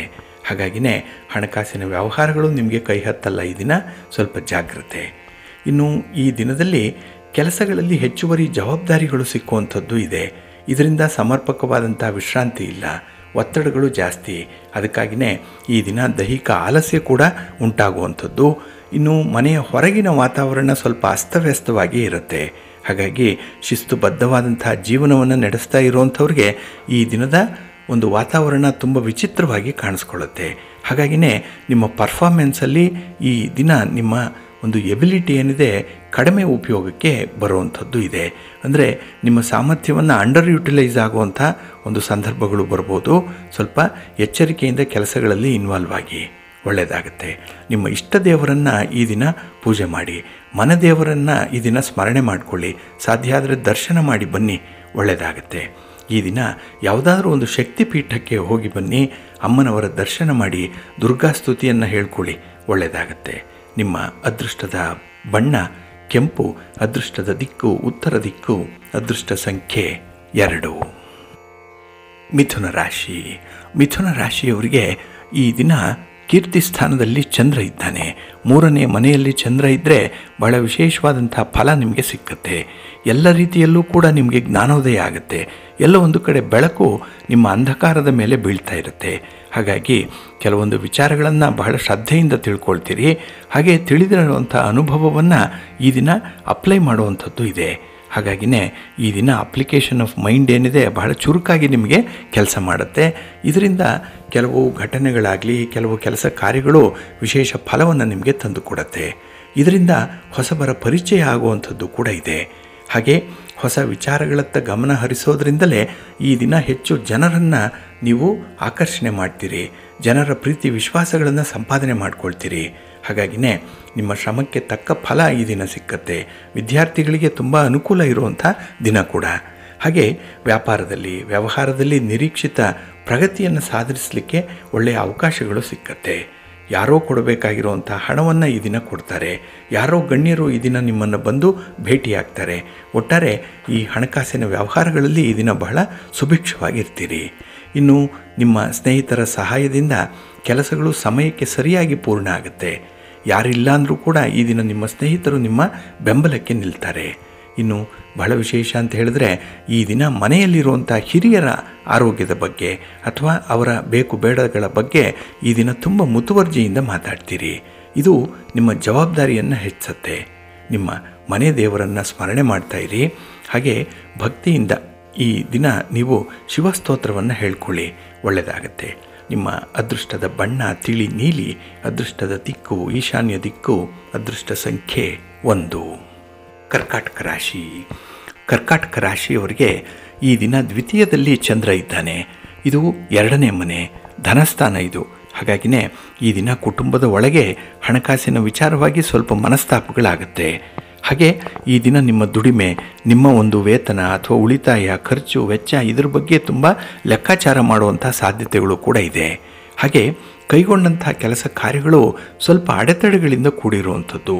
ಎಲ್ಲ ಒಂದು ಕಡೆ ನಿಮ್ಮ ಸ್ಪೀಡ್ಗೆ ಮ್ಯಾಚ್ ಆಗುವಂಥ ಯಾವುದೇ ವ್ಯಕ್ತಿ ನಿಮಗೆ ಈ ದಿನ ಸಿಕ್ಕಲ್ಲ.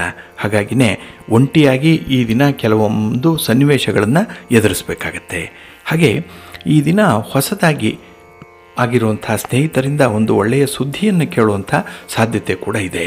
ಹಾಗೆ ಈ ದಿನ ಶುಭ ಕಾರ್ಯಕ್ಕೆ ಆಹ್ವಾನಗಳು ಬರುವಂಥದ್ದು, ಶುಭ ಕಾರ್ಯದಲ್ಲಿ ಭಾಗವಹಿಸಬೇಕು ಅನ್ನುವಂಥ ಒತ್ತಾಯ ಕೂಡ ನಿಮಗೆ ಆಗಿ ಬರುತ್ತೆ. ಇನ್ನು ಸ್ಪರ್ಧಾತ್ಮಕ ಪರೀಕ್ಷೆಗಳಲ್ಲಿ ವಿದ್ಯಾರ್ಥಿಗಳು ಬರೀತಾ ಇದ್ದರೆ ತುಂಬ ಯಶಸ್ವಿಯನ್ನು ಗಳಿಸ್ತೀರಿ. ಹಾಗಾಗಿನೇ ಈ ದಿನ ಸ್ಥಿರವಾಗಿರುವಂಥ ಶಾಶ್ವತವಾಗಿರುವಂಥ ಕೆಲಸಗಳನ್ನು ಮಾಡಲಿಕ್ಕೆ ತುಂಬ ಅನುಕೂಲತೆಗಳು ಇರುತ್ತೆ. ಸ್ವಲ್ಪ ಶ್ರಮ ಪಡಿ, ಹೆಚ್ಚು ಫಲವನ್ನು ಪಡ್ಕೊಳ್ಳಿಕ್ಕೆ ಸಾಧ್ಯ ಆಗುತ್ತೆ. ಹಾಗೆ ಈ ದಿನ ವಿಶೇಷವಾಗಿ ನಿಮ್ಮ ನೆರೆಹೊರೆಯವರಿಂದ ನಿಮಗೆ ಒಳ್ಳೆಯ ಆಹ್ವಾನಗಳು ಸಿಕ್ಕುವಂಥದ್ದು, ನಿಮ್ಮ ಕೆಲಸ ಕಾರ್ಯಗಳ ಬಗ್ಗೆ ಒಳ್ಳೆಯ ಮಾತುಗಳನ್ನು ಆಡುವಂಥ ಸಾಧ್ಯತೆಗಳು ಕೂಡ ಇದೆ. ಒಟ್ಟಾರೆ ಈ ದಿನ ನಿಮ್ಮ ಪ್ರಯತ್ನಕ್ಕೆ ಇಮ್ಮಡಿಯಾಗಿರುವಂಥ ಒಂದು ಬೆಂಬಲ ಸಿಕ್ಕತ್ತೆ, ಮೋಟಿವೇಟ್ ಆಗ್ತೀರಿ ಈ ದಿನ. ಅದಕ್ಕಾಗಿಯೇ ನಿಮ್ಮ ಇಷ್ಟ ದೇವರನ್ನು ಆರಾಧನೆ ಮಾಡ್ಕೊಳ್ಳಿ, ಗಣಪತಿಯನ್ನು ಧ್ಯಾನ ಮಾಡಿ ಪ್ರಾರ್ಥನೆ ಮಾಡ್ಕೊಳ್ಳಿ, ಒಳ್ಳೆಯದಾಗತ್ತೆ. ನಿಮ್ಮ ಅದೃಷ್ಟದ ಬಣ್ಣ ತಿಳಿ ಹಸಿರು, ಅದೃಷ್ಟದ ದಿಕ್ಕು ಈಶಾನ್ಯ ದಿಕ್ಕು, ಅದೃಷ್ಟ ಸಂಖ್ಯೆ 1. ಸಿಂಹರಾಶಿ. ಸಿಂಹರಾಶಿಯವರಿಗೆ ಈ ದಿನ ಚಂದ್ರ ನಿಮ್ಮ ರಾಶಿಯಲ್ಲೇ ಸ್ಥಿತನಾಗಿರೋದ್ರಿಂದ ನಿಮಗೆ ತುಂಬ ಸಂತೋಷ ಇರುವಂಥ ದಿನ. ತುಂಬ ಘಟನೆಗಳು ಕೂಡ ನಿಮಗೆ ಒಂದು ರೀತಿಯಲ್ಲಿ ಅನಿಶ್ಚಿತತೆಯನ್ನು ತಂದರೂ ಕೂಡ ಅದರ ಆಳಕ್ಕೆ ಇಳಿದಾಗ ಅದರ ಸತ್ವ ನಿಮಗೆ ಪರಿಚಯ ಆಗುತ್ತೆ. ಹಾಗಾಗಿನೇ ಈ ದಿನ ನಿಮಗೆ ಸ್ವಲ್ಪ ಫಲಿತಾಂಶಗಳು ತಡ ಆದರೂ ಕೂಡ ಅದ್ಭುತವಾದಂಥ ಜಯವನ್ನು ತಂದುಕೊಡುತ್ತೆ. ಹಾಗೆ ಈ ದಿನ ಹೊಸ ವಿಚಾರಗಳನ್ನು ನಿಮ್ಮ ಸಂಗಾತಿ ಪ್ರೀತಿಪಾತ್ರರ ಜೊತೆಯಲ್ಲಿ ಚರ್ಚಿಸುವಂಥ ಸಾಧ್ಯತೆಗಳು ಕೂಡ ಇದೆ. ಒಟ್ಟಾರೆ ಈ ದಿನ ನಿಮಗೆ ಬೇಕಾದಂಥ ವ್ಯಕ್ತಿಗಳಿಂದ ವಿಶೇಷ ಫಲಗಳನ್ನು ನಿಮಗೆ ಕಾಣುವಂಥದ್ದು ಇದೆ. ಇನ್ನು ಈ ದಿನದಲ್ಲಿ ಯಾವುದೇ ವಿಚಾರದಲ್ಲಿ ಬಾಲ್ಯ ಸ್ನೇಹಿತರ ಜೊತೆಯಲ್ಲಿ ಒಂದು ಪ್ರಯಾಣ ಅನ್ನುವಂಥದ್ದು ಇದೆ. ಹಾಗೆ ನಿಮ್ಮ ಖರ್ಚು ವೆಚ್ಚಗಳಿಗೆ ಬೇಕಾದಂಥ ಹಣಕಾಸಿನ ನೆರವನ್ನು ಕೂಡ ಅವರಿಂದ ಪಡ್ಕೊಳ್ಳುವಂಥದ್ದು ಈ ದಿನದಲ್ಲಿ ಕೂಡಿ ಬರುತ್ತೆ. ಹಾಗಾಗಿ ನೀವು ನಿರೀಕ್ಷೆಯಂತೆ ಕೆಲಸಗಳನ್ನು ಮಾಡ್ತೀರಿ. ಸ್ವಲ್ಪ ಹಣ ದುಬಾರಿ ಆಗ್ಬೋದು, ಆದರೂ ಕೂಡ ಮಾನಸಿಕವಾಗಿ ಒಂದು ಶಾಂತಿ ನೆಮ್ಮದಿಯನ್ನು ಬಯಸ್ತೀರಿ. ಜೊತೆಗೆ ಆರೋಗ್ಯ ಕೂಡ ಬಹಳ ಮುಖ್ಯ ಅನ್ನುವಂಥ ವಿಚಾರ ನಿಮ್ಮ ಗಮನಕ್ಕೆ ಈ ದಿನ ಬರುವಂಥದ್ದು ಇದೆ. ಇನ್ನು ವ್ಯವಹಾರಗಳಲ್ಲಿ ಯಾವುದೇ ಸಂದರ್ಭದಲ್ಲೂ ಕೂಡ ತುಂಬ ಆತುರದ ನಿರ್ಧಾರಗಳಿರಲ್ಲ. ಸಾಧಕ ಬಾಧಕಗಳನ್ನು ನೋಡಿಕೊಂಡು ನಿರ್ಧಾರವನ್ನು ಮಾಡುವಂಥದ್ದು. ಹಾಗೆ ಬಂಧು ಬಾಂಧವರಿಗೆ ಈ ದಿನ ಒಳ್ಳೆಯ ಹಾಸ್ಪಿಟಾಲಿಟಿ, ಅವರ ಒಂದು ಅತಿಥಿ ಸತ್ಕಾರ ಬಹಳ ವಿಶೇಷ ರೀತಿಯಲ್ಲಿ ಗಮನವನ್ನು ಸೆಳೆಯುತ್ತೆ. ನಿಮ್ಮ ಮನೆ ದೇವರನ್ನು ಸ್ಮರಣೆ ಮಾಡ್ತಾಯಿರಿ. ಹಾಗೆ ಭಕ್ತಿಯಿಂದ ಈ ದಿನ ನಿಮ್ಮ ಕುಲದೇವರನ್ನು ಪ್ರಾರ್ಥನೆ ಮಾಡ್ಕೊಳ್ಳಿ, ಒಳ್ಳೆಯದಾಗುತ್ತೆ. ನಿಮ್ಮ ಅದೃಷ್ಟದ ಬಣ್ಣ ಕೆಂಪು, ಅದೃಷ್ಟದ ದಿಕ್ಕು ಉತ್ತರ ದಿಕ್ಕು, ಅದೃಷ್ಟ ಸಂಖ್ಯೆ 1. ಕನ್ಯಾ ರಾಶಿ. ಕನ್ಯಾ ರಾಶಿಯವರಿಗೆ ಈ ದಿನ ವ್ಯಯಸ್ಥಾನದಲ್ಲಿ ಚಂದ್ರ ಇರುವಂಥ ದಿನ. ಹಾಗಾಗಿನೇ ಕೆಲವು ವಿಚಾರಗಳಲ್ಲಿ, ಕೆಲವು ವಿದ್ಯಮಾನಗಳಲ್ಲಿ, ಕೆಲವೊಂದು ವ್ಯಾಪಾರ ವ್ಯವಹಾರಗಳಲ್ಲಿ ಈ ದಿನ ನಿರೀಕ್ಷಿತ ರೀತಿಯಲ್ಲಿ ಪ್ರಗತಿ ಇರಲ್ಲ. ಹಾಗೆ ಹಣಕಾಸಿನ ಕೊರತೆ ಈ ದಿನ ಉಂಟಾಗುವಂಥದ್ದು ಇದೆ. ಏಕೆಂದರೆ ನಿಮ್ಮ ಒಂದು ಬೇಜವಾಬ್ದಾರಿತನದ ನಿರ್ಧಾರ ಕೆಲವೊಂದು ಅಪಯಶಸ್ಸಿಗೆ ಕೂಡ ಕಾರಣವಾಗುತ್ತೆ.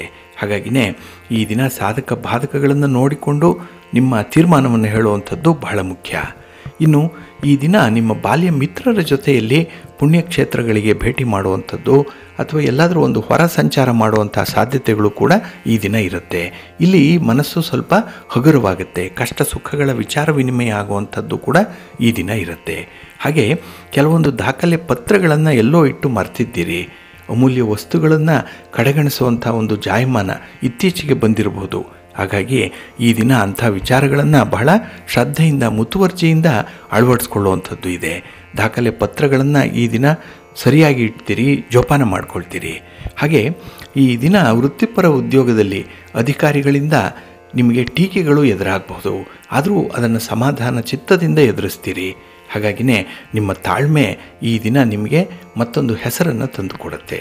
ನಿಮ್ಮ ಇಷ್ಟ ದೇವರನ್ನು ಆರಾಧನೆ ಮಾಡ್ತಾಯಿರಿ, ಭಕ್ತಿಯಿಂದ ಆಂಜನೇಯ ಸ್ತೋತ್ರವನ್ನು ಹೇಳ್ಕೊಳ್ಳಿ, ಒಳ್ಳೆಯದಾಗತ್ತೆ. ನಿಮ್ಮ ಅದೃಷ್ಟದ ಬಣ್ಣ ಕೇಸರಿ, ಅದೃಷ್ಟದ ದಿಕ್ಕು ಪೂರ್ವ ದಿಕ್ಕು, ಅದೃಷ್ಟ ಸಂಖ್ಯೆ 1. ತುಲಾರಾಶಿ. ತುಲಾರಾಶಿಯವರಿಗೆ ಈ ದಿನ ಲಾಭಸ್ಥಾನದಲ್ಲಿ ಚಂದ್ರ ಇದ್ದಾನೆ. ಹಾಗಾಗಿನೇ ನಿಮ್ಮ ವ್ಯಾಪಾರ ವ್ಯವಹಾರದ ವಿಸ್ತರಣೆಗೆ ಈ ದಿನ ಸಕಾಲ. ಹೊಸ ಹೂಡಿಕೆಯನ್ನು ಮಾಡಲಿಕ್ಕೆ ಅತ್ಯುತ್ತಮವಾದಂಥ ಸಮಯ. ಹಾಗೆ ಈ ದಿನ ಹೊಸ ಯೋಜನೆಗಳಿಗೆ ಚಾಲನೆ ದೊರೆಯುವಂಥದ್ದು ಕೂಡ ಇದೆ. ಯಾವುದೋ ಒಂದು ಬೇಕಾದಂಥ ವಸ್ತುವನ್ನು ಈ ದಿನ ಖರೀದಿ ಮಾಡಿ ಇಟ್ಕೊಳ್ತೀರಿ, ಅದನ್ನು ತುಂಬ ಜೋಪಾನ ಮಾಡ್ಕೊಳ್ತೀರಿ. ಹಾಗೆ ಈ ದಿನ ಸ್ನೇಹಿತರ ಜೊತೆಯಲ್ಲಿ ಒಂದು ದೂರದ ಪ್ರಯಾಣ ಮಾಡುವಂಥ ಸೂಚನೆಗಳು ಕೂಡ ಇದೆ. ಪ್ರಯಾಣ ನಿಮಗೆ ಶುಭವನ್ನು ಲಾಭವನ್ನು ಕೂಡ ತಂದುಕೊಡುತ್ತೆ. ಇನ್ನು ವೃತ್ತಿಪರವಾದಂಥ ಉದ್ಯೋಗ ಕ್ಷೇತ್ರದಲ್ಲಿ ನೀವು ನಿರೀಕ್ಷೆ ಮಾಡಿದಂಥ ಪ್ರಗತಿಯನ್ನು ಕಾಣಲಿಕ್ಕೆ ಎಲ್ಲ ಅವಕಾಶಗಳು ಕೂಡ ಇದೆ. ಹಾಗಾಗಿ ಈ ದಿನ ನಿಮ್ಮ ಸಂಗಾತಿ, ನಿಮ್ಮ ಪ್ರೀತಿ ಪಾತ್ರರು ನಿಮ್ಮ ಸಮಸ್ಯೆಯನ್ನು ಅರ್ಥ ಮಾಡಿಕೊಳ್ತಾರೆ, ನಿಮಗೆ ಬೇಕಾದಂಥ ನೆರವನ್ನು ನೀಡ್ತಾರೆ. ಇದು ಬಹಳ ಮುಖ್ಯ. ಹಾಗಾಗಿನೇ ಈ ದಿನ ನಿಮಗೆ 10 ಆನೆಯ ಬಲದಷ್ಟು ಆತ್ಮವಿಶ್ವಾಸ ಹೆಚ್ಚಾಗುತ್ತೆ. ಕೆಲಸ ಕಾರ್ಯಗಳನ್ನು ಮಾಡುವಂಥ ಉತ್ಸಾಹ ಹುಮ್ಮಸ್ಸು ಈ ದಿನ ನೂರ್ಮಣಿಯಾಗುತ್ತೆ. ಇನ್ನು ವಿಶೇಷವಾಗಿ ನೀವು ಪರಿಸ್ಥಿತಿಯನ್ನು ನೋಡಿ ಕೆಲಸಗಳನ್ನು ಆರಂಭ ಮಾಡುವಂಥವ್ರು, ಪರಿಸ್ಥಿತಿಯ ಸಾಧಕ ಬಾಧಕಗಳನ್ನು ಚೆನ್ನಾಗಿ ತೂಗಿ ನೋಡಿ ಮುಂದುವರಿತೀರಿ. ಇದು ಈ ದಿನ ನಿಮಗೆ ತುಂಬ ಅನುಕೂಲವನ್ನು ಕಲ್ಪಿಸುತ್ತೆ. ಹಾಗೆ ಹಳೆಯ ಸಾಲಗಳು ಕೂಡ ಇತ್ಯರ್ಥ ಆಗುವಂಥದ್ದು ಕೂಡ ಈ ದಿನದಲ್ಲಿ ಕಂಡುಬರುತ್ತೆ. ಇನ್ನು ಸ್ತ್ರೀಯರ ವಿಚಾರವಾಗಿ ನೀವು ತೆಗೆದುಕೊಳ್ಳುವಂಥ ತೀರ್ಮಾನ ಇರ್ಬೋದು, ಒಂದು ಮಾತುಕತೆ ಇರ್ಬೋದು, ಇಂಥದ್ರಲ್ಲೂ ಕೂಡ ನಿಮಗೆ ಯಶಸ್ಸಿದೆ. ಹಾಗೆ ಈ ದಿನ ಕೆಲವು ಹಿರಿಯರ ಸಲಹೆಗಳನ್ನು ಕೇಳುವಂತಹ ಸಂದರ್ಭದಲ್ಲಿ ಅದು ನಿಮ್ಮ ಒಂದು ಸಮಸ್ಯೆಗೆ ಹೊಂದಾಣಿಕೆಯಾಗುತ್ತಾ ಅನ್ನುವಂಥದ್ದನ್ನು ನೋಡಿ ಮುಂದುವರಿರಿ, ಒಳ್ಳೆಯದಾಗುತ್ತೆ. ನಿಮ್ಮ ಮನೆ ದೇವರನ್ನು ಸ್ಮರಣೆ ಮಾಡಿಕೊಳ್ಳಿ. ಹಾಗೆ ಭಕ್ತಿಯಿಂದ ಈ ದಿನ ಶನಿ ಸ್ತೋತ್ರವನ್ನು ಹೇಳ್ಕೊಳ್ಳಿ, ಒಳ್ಳೆಯದಾಗುತ್ತೆ. ನಿಮ್ಮ ಅದೃಷ್ಟದ ಬಣ್ಣ ತಿಳಿ ನೀಲಿ, ಅದೃಷ್ಟದ ದಿಕ್ಕು ಈಶಾನ್ಯ ದಿಕ್ಕು, ಅದೃಷ್ಟ ಸಂಖ್ಯೆ 5. ವೃಶ್ಚಿಕ ರಾಶಿ. ವೃಶ್ಚಿಕ ರಾಶಿಯವರಿಗೆ ಈ ದಿನ ಸಾಧನೆ ಮಾಡುವಂಥ ದಿನ. ಅದರಲ್ಲೂ ಕೆಲವೊಂದು ವ್ಯವಹಾರಗಳು ಬಹಳ ಯಶಸ್ವಿಯಾಗುತ್ತೆ. ನಿಮ್ಮ ಪ್ರಯತ್ನಗಳು 100ಕ್ಕೆ 100ರಷ್ಟು ಒಳ್ಳೆಯ ಫಲಿತಾಂಶವನ್ನು ಕೊಡುವಂಥದ್ದು ಕೂಡ ಇದೆ. ಇನ್ನು ಉದ್ಯೋಗ ಕ್ಷೇತ್ರದಲ್ಲಿ ಎಲ್ಲರ ಜೊತೆ ಈ ದಿನ ಸೌಹಾರ್ದಯುತವಾಗಿರ್ತೀರಿ. ತುಂಬ ಹೊಂದಾಣಿಕೆಯ ಮನೋಭಾವ ಇದೆ. ಮನೆಗೆ ಬಂದರೆ ಅಲ್ಲೂ ಕೂಡ ಕೆಲವು ಒತ್ತಡಗಳಿರುತ್ತೆ. ಕೆಲವರ ಕಠೋರವಾದ ಮಾತುಗಳನ್ನು ಕೇಳಿಸ್ಕೊಳ್ಬೇಕಾಗತ್ತೆ. ಅದನ್ನೆಲ್ಲ ಮರೆತು ಈ ದಿನ ನಿಮ್ಮ ಒಂದು ವೈಯಕ್ತಿಕ ಅಭಿವೃದ್ಧಿಯ ಕಡೆಗೆ ಹೆಚ್ಚು ಗಮನವನ್ನು ಕೊಡ್ತೀರಿ. ಹಾಗೆ ಈ ದಿನದಲ್ಲಿ ನಿಮ್ಮ ವರ್ತನೆ, ನಿಮ್ಮ ಒಂದು ಮಾತುಕತೆ ಸಂಗಾತಿಗೆ ಇಷ್ಟ ಆಗುತ್ತೆ. ಹಾಗಾಗಿನೇ ಈ ದಿನ ಅವರೂ ಕೂಡ ನಿಮ್ಮ ಒಂದು ಯೋಜನೆಗೆ ಕೈ ಜೋಡಿಸುವಂಥದ್ದು ಕೂಡ ಇರುತ್ತೆ. ಇನ್ನು ವಿದ್ಯಾರ್ಥಿಗಳಿಗೆ ಹೊಸ ಉತ್ಸಾಹ ಈ ದಿನ ಬರುವಂಥದ್ದಿದೆ. ಮುನ್ನಡೆಯಿರಿ, ಒಳ್ಳೆಯ ಫಲಿತಾಂಶ ನಿಮಗೆ ಸಿಕ್ಕತ್ತೆ. ಹಾಗೆ ಈ ದಿನ ಬಹಳ ವಿಶೇಷವಾಗಿ ವೃತ್ತಿಪರವಾದಂಥ ವ್ಯವಹಾರಗಳಲ್ಲಿ ಅನಿರೀಕ್ಷಿತವಾದಂಥ ಸ್ಥಾನ ಬದಲಾವಣೆ ಆಗುವಂಥದ್ದು ಕೂಡ ಇದೆ. ಎಲ್ಲೋ ಒಂದು ಕಡೆ ವರ್ಗಾವಣೆ ಇರ್ಬೋದು, ಅಥವಾ ಒಂದು ಬಡ್ತಿ ಇರ್ಬೋದು, ಅಥವಾ ಬೇರೆ ಉದ್ದೇಶಕ್ಕಾಗಿ ಈ ದಿನ ಸ್ವಲ್ಪ ಸ್ಥಾನವನ್ನು ಬದಲಾವಣೆ ಮಾಡಿಕೊಳ್ಳುವಂಥದ್ದು ಕೂಡ ಇದೆ. ಹಾಗೆ ಈ ದಿನ ಮನೆಯ ಒಳಗಾಗಲಿ ಮನೆಯ ಹೊರಗಾಗಲಿ ಒಂದು ರೀತಿಯಲ್ಲಿ ಒತ್ತಡಗಳಿರುತ್ತೆ. ಅದನ್ನು ನಿವಾರಣೆ ಮಾಡಿಕೊಳ್ಬೇಕು ಅಂತ ಹೇಳಿದ್ರೆ ಈ ದಿನ ವಿಶೇಷವಾದಂಥ ತಂತ್ರಗಾರಿಕೆಯನ್ನು ನೀವು ಅನುಭವಿಸಬೇಕಾಗತ್ತೆ. ಈಗಿರುವಂತಹ ಸ್ಟ್ರಾಟಜಿ ಸಾಲದು, ಅದಕ್ಕೆ ವಿಚಿತ್ರವಾಗಿ ವಿಭಿನ್ನವಾಗಿರುವಂಥ ಒಂದು ಸ್ಟ್ರಾಟಜಿಯನ್ನು ಅಳವಡಿಸ್ಕೊಳ್ಬೇಕಾಗತ್ತೆ.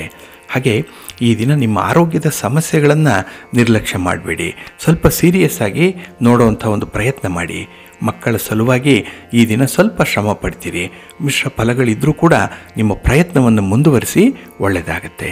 ನಿಮ್ಮ ಇಷ್ಟ ದೇವರನ್ನು ಆರಾಧನೆ ಮಾಡಿಕೊಳ್ಳಿ. ಹಾಗೆ ಭಕ್ತಿಯಿಂದ ಈ ದಿನ ನೀವು ಶಿವಸ್ತೋತ್ರವನ್ನು ಹೇಳ್ಕೊಳ್ಳಿ, ಶಿವನಾಮ ಸ್ಮರಣೆ ಮಾಡಿಕೊಳ್ಳಿ, ಒಳ್ಳೆಯದಾಗತ್ತೆ. ನಿಮ್ಮ ಅದೃಷ್ಟದ ಬಣ್ಣ ನೇರಳೆ, ಅದೃಷ್ಟದ ದಿಕ್ಕು ಈಶಾನ್ಯ ದಿಕ್ಕು, ಅದೃಷ್ಟ ಸಂಖ್ಯೆ 1. ಧನುರಾಶಿ. ಧನುರಾಶಿಯವರಿಗೆ ಈ ದಿನ ಭಾಗ್ಯಸ್ಥಾನದಲ್ಲಿ ಚಂದ್ರ ಇರುವಂಥ ದಿನ. ಹಾಗಾಗಿನೇ ಈ ದಿನ ಅನಿರೀಕ್ಷಿತವಾಗಿ ನಿಮ್ಮ ವ್ಯವಹಾರಗಳು ನಡೆಯುತ್ತೆ.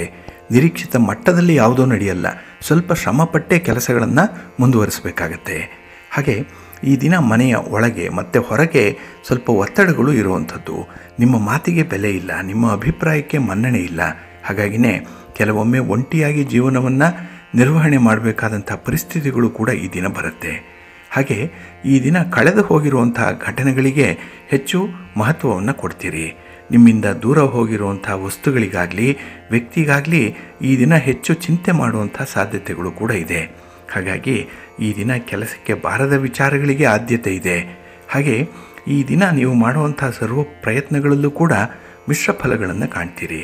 ಹಾಗಾಗಿನೇ ಈ ದಿನ ಕೆಲವೊಂದು ಉಪಯುಕ್ತವಾದಂಥ ಗುರುತರವಾದಂಥ ಕೆಲಸ ಕಾರ್ಯಗಳನ್ನು ಮುಂದಕ್ಕೆ ಹಾಕಿ. ಹಾಗೆ ಈ ದಿನ ನಿಮ್ಮ ದಾಖಲೆ ಪತ್ರಗಳ ಬಗ್ಗೆ ಆಗಲಿ ನಿಮ್ಮ ಅಮೂಲ್ಯವಾದಂತಹ ವಸ್ತುಗಳ ಬಗ್ಗೆ ಆಗಲಿ ಸ್ವಲ್ಪ ಜಾಗ್ರತೆ. ಏಕೆಂದರೆ ಎಲ್ಲೋ ಒಂದು ಕಡೆ ಅದನ್ನು ಕಳ್ಕೊಳ್ಳುವಂಥ ಸಾಧ್ಯತೆ ಇರುತ್ತೆ. ಇದು ನಿಮ್ಮಿಂದ ದೂರ ಆಗುವಂಥ ಪರಿಸ್ಥಿತಿ ಬಂದಾಗ ಅದನ್ನು ಕುರಿತಾಗಿರುವಂಥ ಕೆಲವು ಯೋಜನೆಗಳು ತಲೆಕೆಳಗಾಗ್ಬಿಡುತ್ತೆ. ಹಾಗಾಗಿನೇ ಸ್ವಲ್ಪ ಎಚ್ಚರಿಕೆಯಿಂದ ಇರಿ. ನಿಮ್ಮ ಮನೆ ದೇವರನ್ನು ಸ್ಮರಣೆ ಮಾಡ್ತಾ ಇರಿ. ಹಾಗೆ ಭಕ್ತಿಯಿಂದ ಈ ದಿನ ಅಶ್ವತ್ಥ ವೃಕ್ಷ ಪ್ರದಕ್ಷಿಣೆ ಮಾಡಿ, ನಾಗಕ್ಷೇತ್ರಕ್ಕೆ ಭೇಟಿ ಮಾಡಿ, ದರ್ಶನ ಮಾಡಿ, ಒಳ್ಳೆಯದಾಗತ್ತೆ.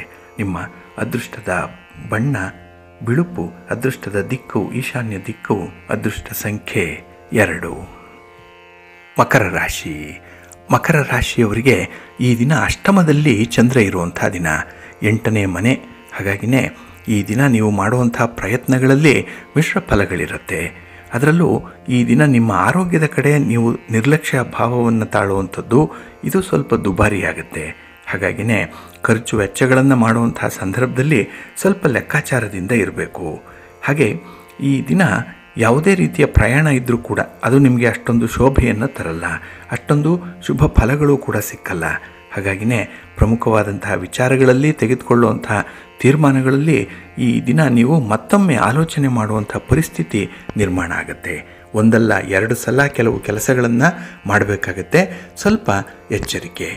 ಇನ್ನು ನಿರುದ್ಯೋಗಿಗಳು ಮಾಡುವಂಥ ಪ್ರಯತ್ನದಲ್ಲಿ ಈ ದಿನ ಮಿಶ್ರ ಫಲಗಳಿರುತ್ತೆ. ನಿಮ್ಮ ಪ್ರಯತ್ನ ಅಷ್ಟೊಂದು ಸಮಾಧಾನವನ್ನು ಈ ದಿನ ತರಲ್ಲ. ಹಾಗೆ ಈ ದಿನ ಬೇಡದ ವಿಚಾರಗಳಿಗೆ ಹೆಚ್ಚು ಗಮನವನ್ನು ಕೊಡ್ತೀರಿ. 3ನೇವರ ವಿಚಾರಕ್ಕೆ ತಲೆ ಹಾಕುವಂಥದ್ದು.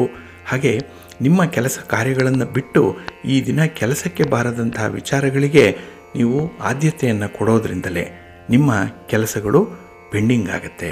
ಇದರಿಂದ ಕುಟುಂಬಸ್ಥರ ಒಂದು ಮಾತುಗಳನ್ನು ಕೇಳಬೇಕಾಗಬಹುದು, ಮೂದಲಿಕೆಯ ಮಾತುಗಳಿರುತ್ತೆ. ಹಾಗಾಗಿನೇ ಈ ದಿನ ನಿಮ್ಮ ತಪ್ಪುಗಳು ನೀವಾಗಿ ಮಾಡಿಕೊಳ್ಳುವಂಥ ದೋಷಗಳಿಂದ ಮಾತ್ರ ನಿಮಗೆ ಬದುಕು ಸ್ವಲ್ಪ ಕಷ್ಟದಾಯಕವಾಗುತ್ತೆ. ಹಾಗಾಗಿನೇ ಸ್ವಲ್ಪ ಎಚ್ಚರಿಕೆಯಿಂದ ಇರಿ. ನಿಮ್ಮ ಇಷ್ಟ ದೇವರನ್ನು ಆರಾಧನೆ ಮಾಡ್ತಾಯಿರಿ. ಹಾಗೆ ಭಕ್ತಿಯಿಂದ ಈ ದಿನ ಲಲಿತಾ ಸಹಸ್ರನಾಮವನ್ನು ಹೇಳ್ಕೊಳ್ಳಿ, ಅನ್ನಪೂರ್ಣೇಶ್ವರಿಯ ಸ್ತೋತ್ರವನ್ನು ಹೇಳ್ಕೊಳ್ಳಿ, ಒಳ್ಳೆಯದಾಗತ್ತೆ. ನಿಮ್ಮ ಅದೃಷ್ಟದ ಬಣ್ಣ ತಿಳಿ ಹಸಿರು, ಅದೃಷ್ಟದ ದಿಕ್ಕು ಈಶಾನ್ಯ ದಿಕ್ಕು, ಅದೃಷ್ಟ ಸಂಖ್ಯೆ 2. ಕುಂಭರಾಶಿ. ಕುಂಭರಾಶಿಯವರಿಗೆ ಈ ದಿನ ಕಳತ್ರ ಸ್ಥಾನದಲ್ಲಿ ಚಂದ್ರ ಇದ್ದಾನೆ. ಹಾಗಾಗಿನೇ ಕುಟುಂಬದಲ್ಲಿ ಈ ದಿನ ನಿಮಗೆ ನೆಮ್ಮದಿ ಇದೆ. ಕುಟುಂಬಸ್ಥರ ಪರವಾಗಿ ಕೆಲಸವನ್ನು ಮಾಡ್ತೀರಿ. ಕುಟುಂಬಸ್ಥರು ನಿಮ್ಮ ಕೆಲಸಕ್ಕೂ ಕೂಡ ಸಹಕಾರವನ್ನು ಕೊಡುವಂಥದ್ದು ಇದೆ. ಹಾಗಾಗಿನೇ ಯಾವುದು ಕಷ್ಟ ಅಂತ ಹೇಳಿ ಬದಿಗೆ ಇಟ್ಟಿದ್ದೀರಿ ಅಂತಹ ಕೆಲಸಗಳನ್ನು ಆದ್ಯತೆಯ ಮೇರೆಗೆ ಮಾಡುವಂಥದ್ದು ಕೂಡ ಇದೆ. ಅರ್ಧಂಬರ್ಧ ಆಗಿರುವಂಥ ಕೆಲಸಗಳನ್ನು ಪೂರ್ಣಗೊಳಿಸ್ತೀರಿ. ಒಟ್ಟಾರೆ ಈ ದಿನ ಕುಟುಂಬಕ್ಕಾಗಿ ನೀವು ಮಾಡುವಂಥ ಕೆಲಸ ಕಾರ್ಯಗಳು ಹೆಚ್ಚಿನ ತ್ಯಾಗಮಯವಾಗಿರುತ್ತೆ. ಹಾಗೆ ಈ ದಿನ ಮಕ್ಕಳ ವಿಚಾರವಾಗಿ ಕೆಲವೊಂದು ಮಹತ್ವದ ಮಾಹಿತಿಗಳನ್ನು ಪಡ್ಕೊಳ್ಳುವಂಥದ್ದು ಕೂಡ ಇದೆ. ಒಟ್ಟಾರೆ ಈ ದಿನ ನಿಮ್ಮ ಪ್ರಯತ್ನಗಳೇನಿದೆ ಅದು ಒಳ್ಳೆಯ ಫಲವನ್ನು ನಿಮಗೆ ತಂದುಕೊಡುತ್ತೆ. ವೃತ್ತಿ ವ್ಯವಹಾರಗಳು ವ್ಯಾಪಾರ ವಹಿವಾಟುಗಳು ಕೂಡ ಲಾಭದಾಯಕವಾಗಿ ಮುಂದುವರಿಯುತ್ತೆ ಈ ದಿನದಲ್ಲಿ. ಹಾಗೆ ಉದ್ಯೋಗ ಸ್ಥಳದಲ್ಲಿ ನಿಮ್ಮ ಮಾತಿಗೆ ಬೆಲೆ ಇರುವಂಥದ್ದು, ನಿಮ್ಮ ತೀರ್ಮಾನಕ್ಕೆ ಕೆಲವರು ವಿಶೇಷವಾದಂಥ ಗೌರವವನ್ನು ಕೊಡುವಂಥದ್ದು ಕೂಡ ಇದೆ. ಹಾಗಾಗಿ ಈ ದಿನ ನಿಮ್ಮ ಮಾತಿಗಾಗಲಿ ನಿಮ್ಮ ವಯಸ್ಸಿಗಾಗಲಿ ನಿಮ್ಮ ಒಂದು ಕೃತಿಗಾಗಲಿ ಹೆಚ್ಚಿನ ಮಟ್ಟದಲ್ಲಿ ಗೌರವ ಸ್ಥಾನಮಾನಗಳು ಕೂಡ ಸಿಕ್ಕತ್ತೆ. ಇನ್ನು ಈ ದಿನ ನಿಮ್ಮ ಅಗತ್ಯಕ್ಕೆ ತಕ್ಕಷ್ಟು ಹಣ ಇರುವಂಥದ್ದು. ಹಾಗಾಗಿ ಹಣವನ್ನು ಸಾಲ ಮಾಡುವಂಥದ್ದಾಗಲಿ ಅಥವಾ ನಿಮ್ಮ ಖರ್ಚು ವೆಚ್ಚಗಳ ಬಗ್ಗೆ ತೆಗೆದುಕೊಳ್ಳುವಂಥ ತೀರ್ಮಾನಕ್ಕೆ ಕುಟುಂಬಸ್ಥರು ಕೂಡ ಬದ್ಧರಾಗುವಂಥದ್ದು ಕೂಡ ಇರುತ್ತೆ. ಒಟ್ಟಾರೆ ಈ ದಿನ ನಿಮಗೆ ಸರ್ವ ರೀತಿಯಲ್ಲೂ ಕೂಡ ಲಾಭದಾಯಕವಾಗಿರುತ್ತೆ.